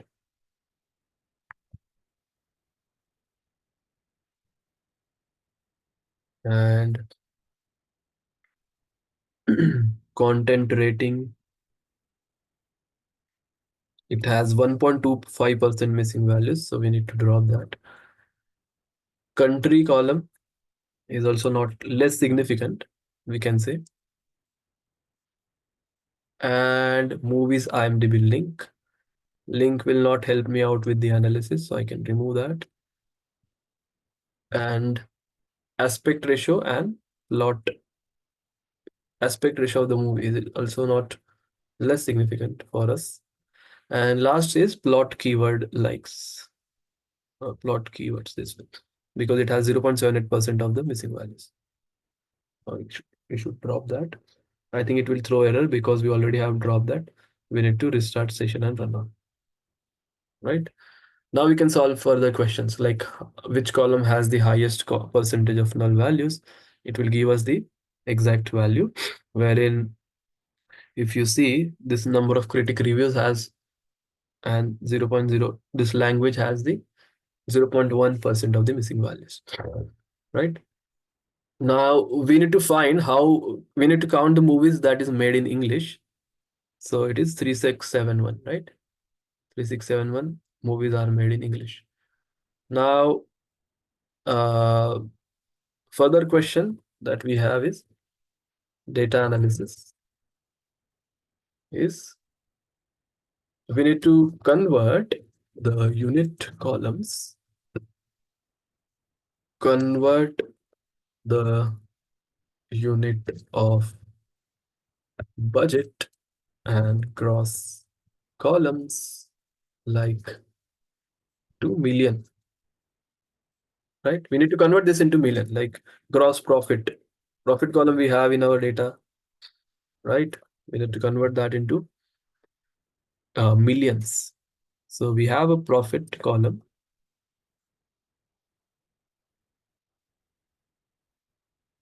Or budget column. That should be, budget should be in million, right? It is very difficult to read this now. So what we'll do is we'll find profit first, because it makes sense to find profit instead of just budget. So profit is equals to gross income minus budget, right? The movie has how many profit, like profit for this particular movie is this, right? But it should be in million now. So how to do that? We'll create a new column called profit.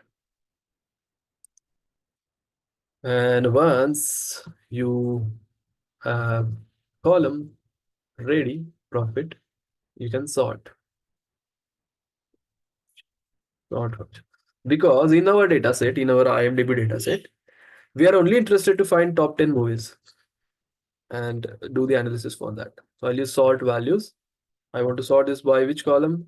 Let's say profit column. And sort this in descending fashion. So I'll write down ascending is equals to false. Right? Now sort values. Now I am interested to only get top 10 movies record. So these are my top 10 movies and director, right? Now we are interested to find movies with the highest profit. Movies with the highest profit. So how will you do that? You'll find the IMDb top 250, let's say, by using the separate data frame, right? So create a new data frame, IMDb 250, and store your top 250 movies in that, right? So I'll write on IMDb 250 as the variable, and I want to sort values by this particular column, that is IMDb score in my data frame, and it should be ascending is equals to false, right? And if I just check IMDb underscore 250,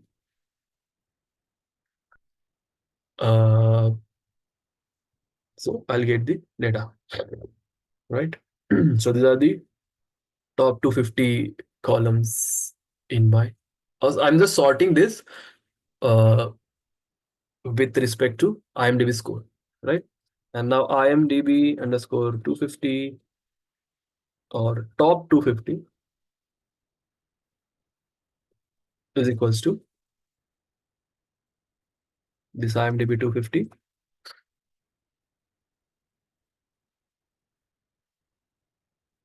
dot loc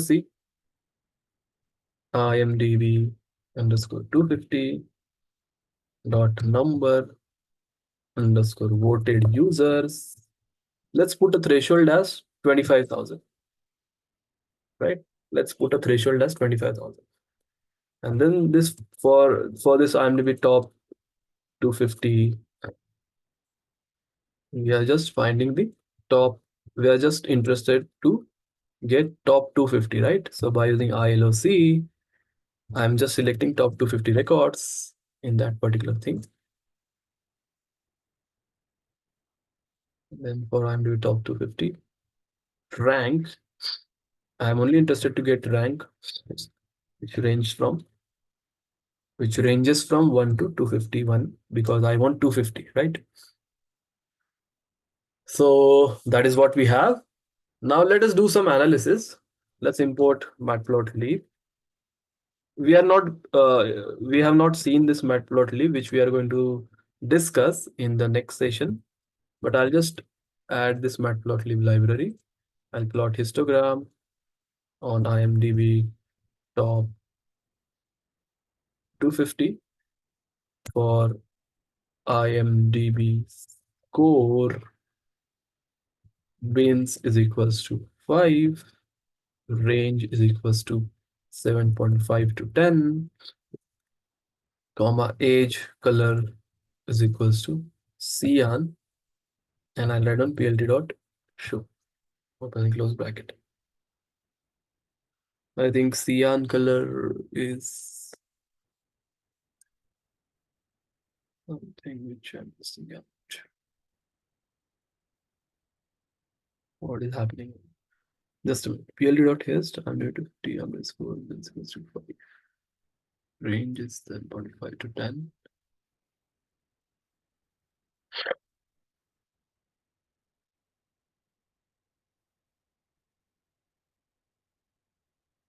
Everything is good. Okay, let me do it in this thing.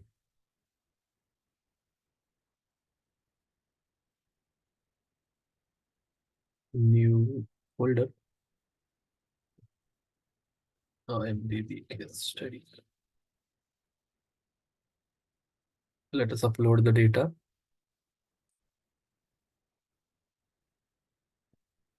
And let us download this file. See, I'll not change anything. Let us see if it is working or not. I'll download this.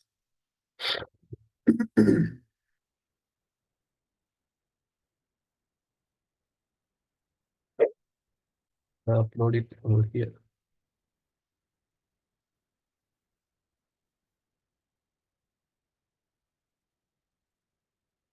And this is IMDb. And if I just open this,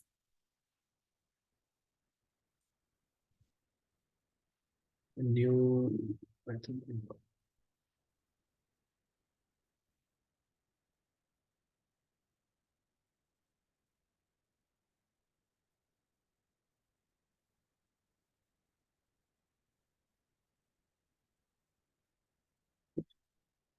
okay. So let's rename this as IMDb. Right? Let us open this. And let us restart and run all.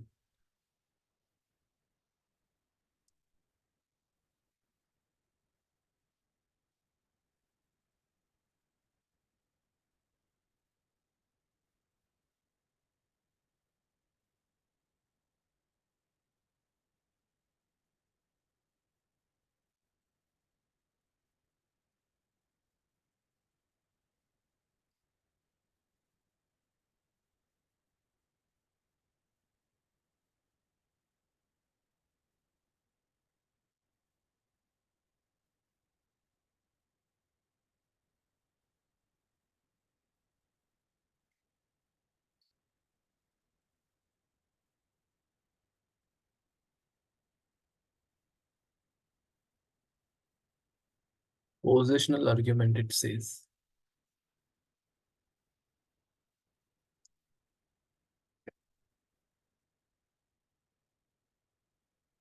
follows keyword argument.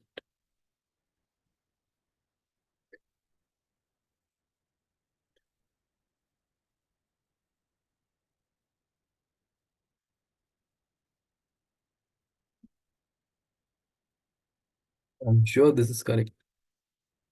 Just give me a minute. I'll just close this. Just close this. Let us.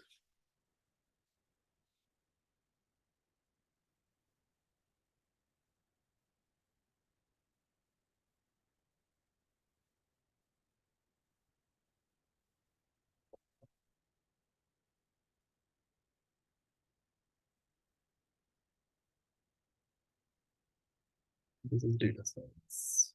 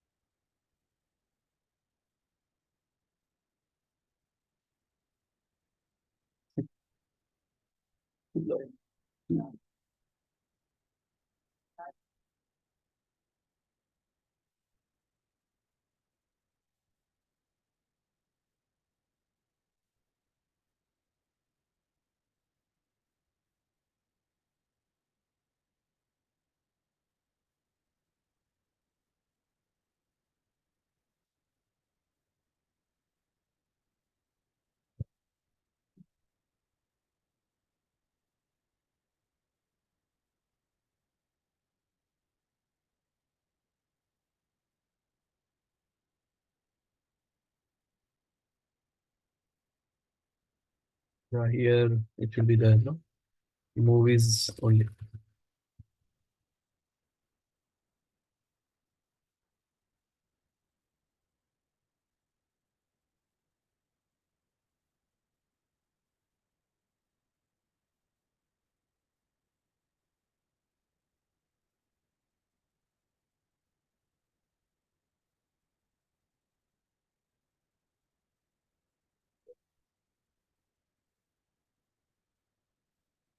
Oh, range is equals to, my bad. Sorry. It should be is equals to. I have not specified that. Yeah. So which bucket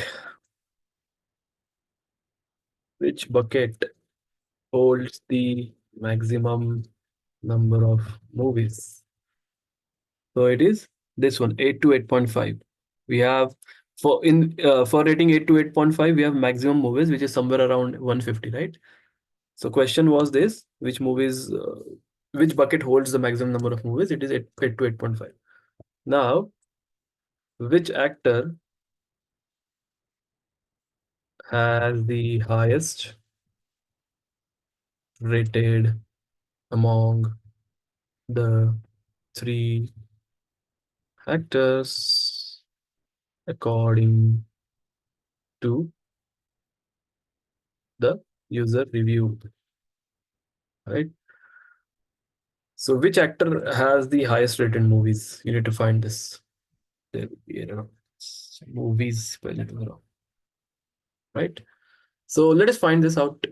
We have just having a look at this, I can see there's one actor uh, who is not director, actor. Okay.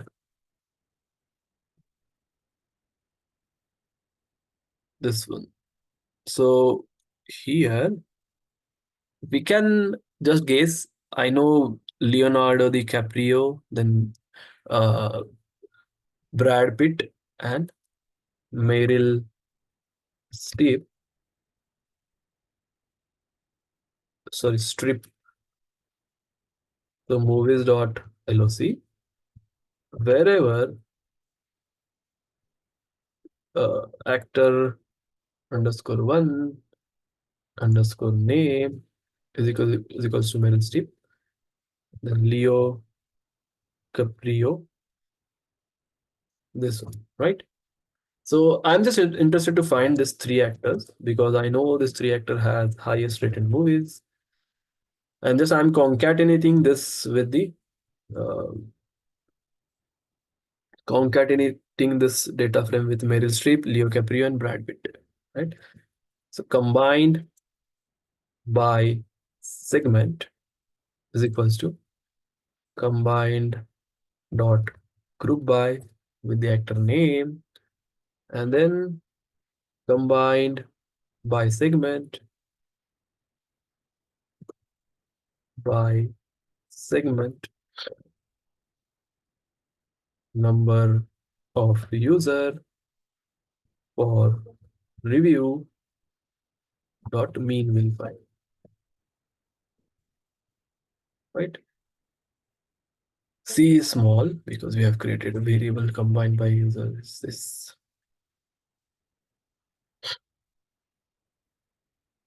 number user for reviews should be there. So Brad Pitt reviews are this, Leonardo is highest 914 and Meryl Streep is this, right? Now which actor, last question for today, which actor has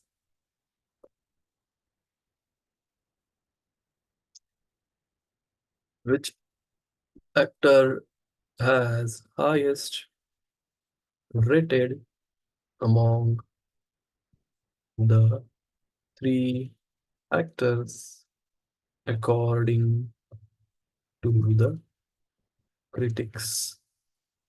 So answer is Leonardo DiCaprio, but let us find that. So number of critics now, not number of users, right? So we can take this, but the segment is number of critics. So in our data, we have number of critics for reviews. The mean is highest for, again, Leonardo DiCaprio. So Leonardo DiCaprio is having the highest rated movies in our data frame. So that is how you can do the analysis for our thing. Now, we have completed our session number 11, which was there. I'll just share this notebook with you. If you have any questions, you can ask in this, right? I'll just share this notebook. Just let me open the syllabus first, and then we'll see what are the different things are remaining.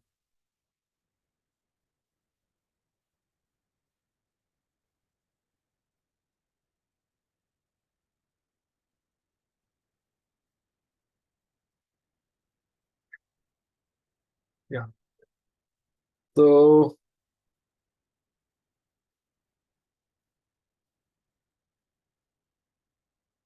this is our syllabus. We have completed, just now we have completed this 11, wherein we have seen ED on movies dataset. Session 10 is remaining, and 11, 12, 13 are remaining. 14, 15 are also remaining.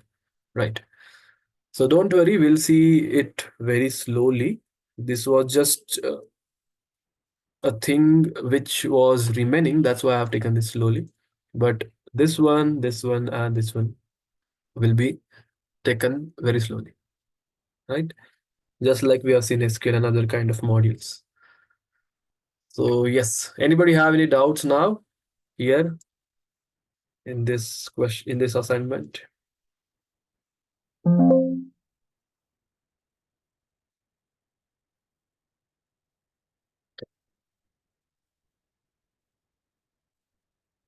So I'll just upload it under day 15 itself. New folder, IMDb case study or EDA.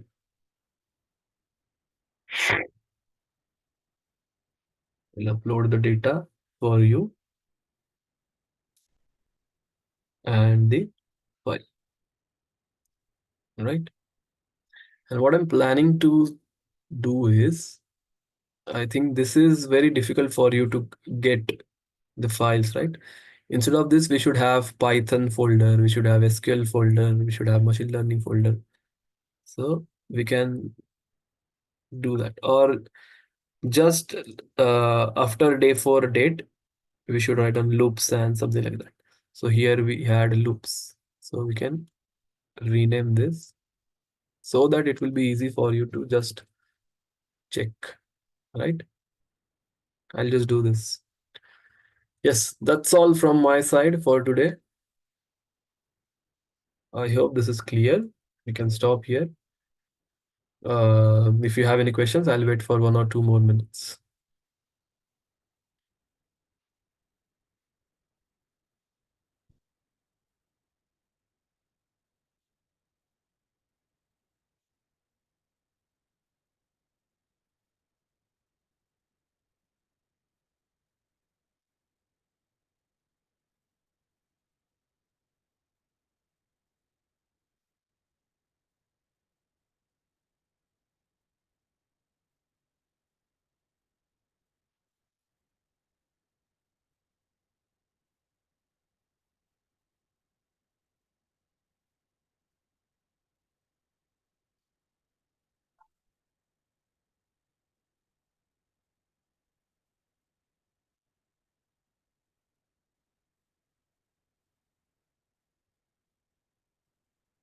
So, module 6 quiz. Okay. Can you guys just uh, have a quiz for module 6 because we have not completed this, but we have completed this one. So you just appear for a quiz, no worries. Anyway, we are going to see this in more detailed fashion, right? So don't worry. I'll just ask them to join this for your quiz, right? So please don't go anywhere. You'll be having a quiz now. And I can see a few questions. Prashant is asking, hi, Vipul, until which module you are going to handle? Yes, I will be there for the entire course, for the entire module, all the modules. Yes, Prashant.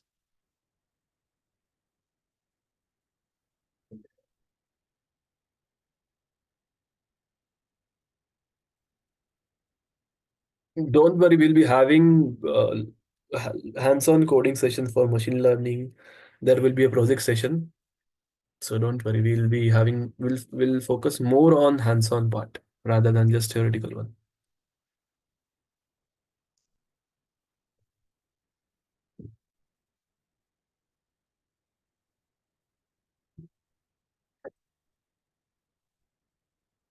All right. So you'll be having a quiz now.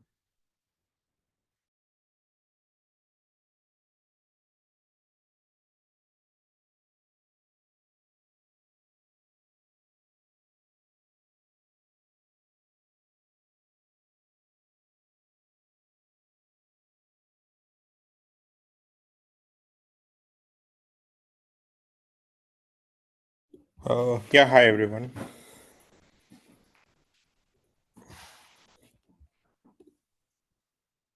Am I audible?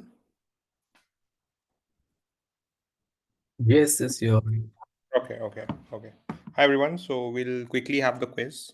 Okay, so this time it will be module number 6. Okay, so again the rules are same. You'll be looking at your screen. I'll be pasting the link. We'll start it.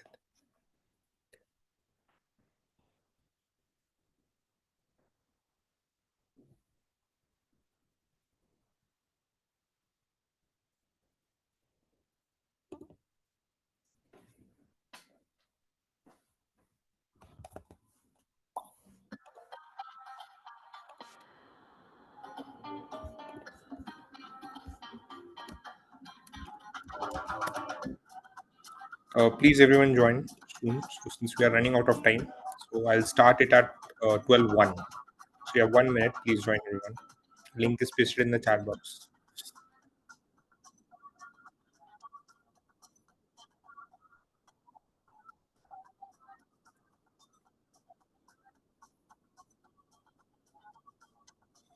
So this quiz will be on EDA.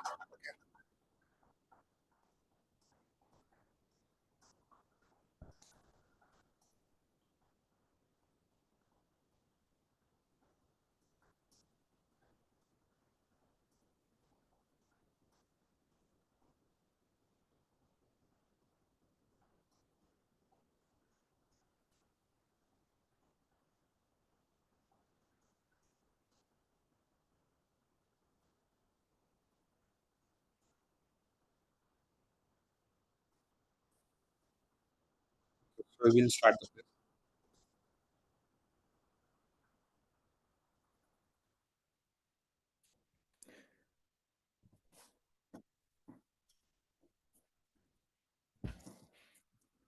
So first question, which Python library is commonly used to connect to a SQL database?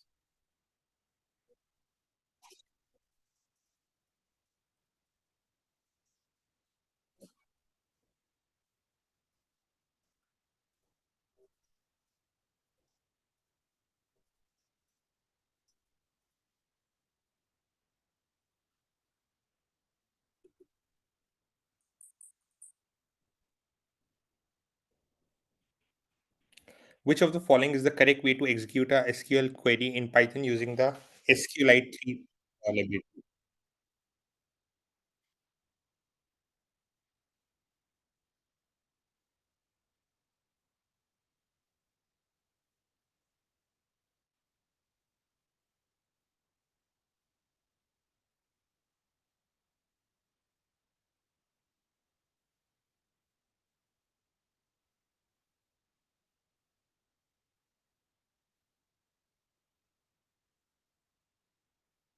Right.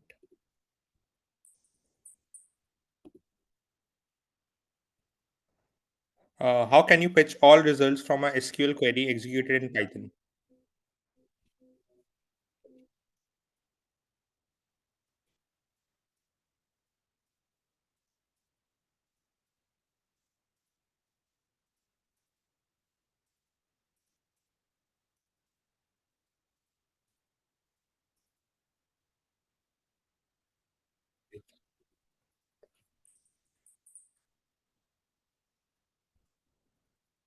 Question number 4. Which of the following is an example of structured data?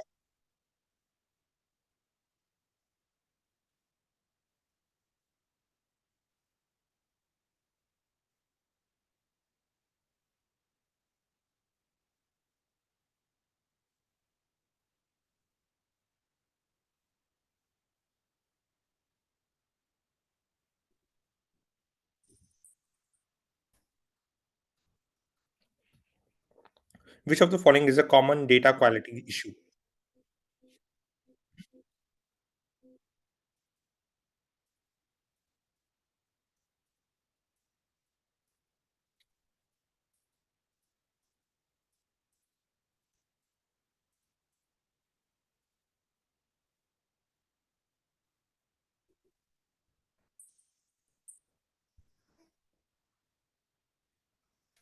Which method can be used to handle missing data in a dataset?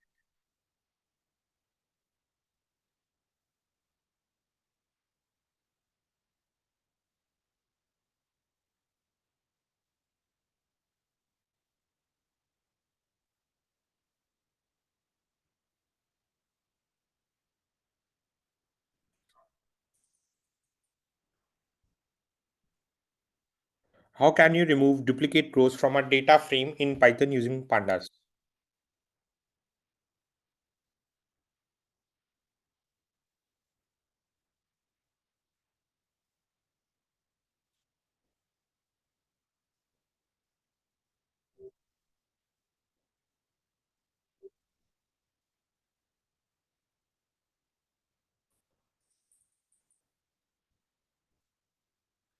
Which of the following is a common step in cleaning textual data?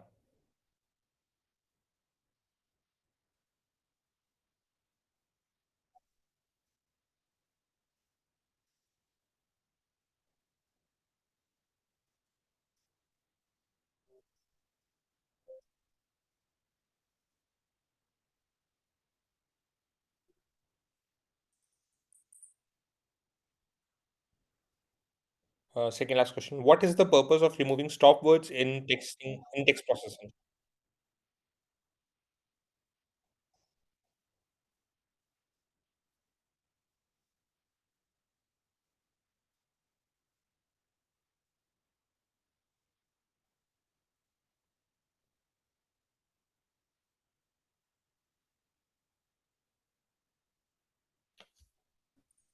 So last question for the day.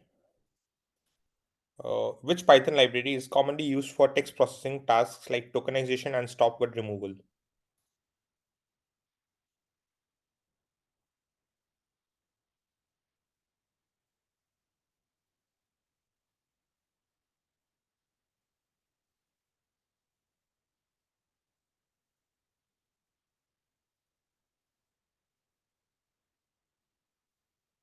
Great. So we are done for the day. Thank you everyone for joining. It was an extended session. We'll meet again next week.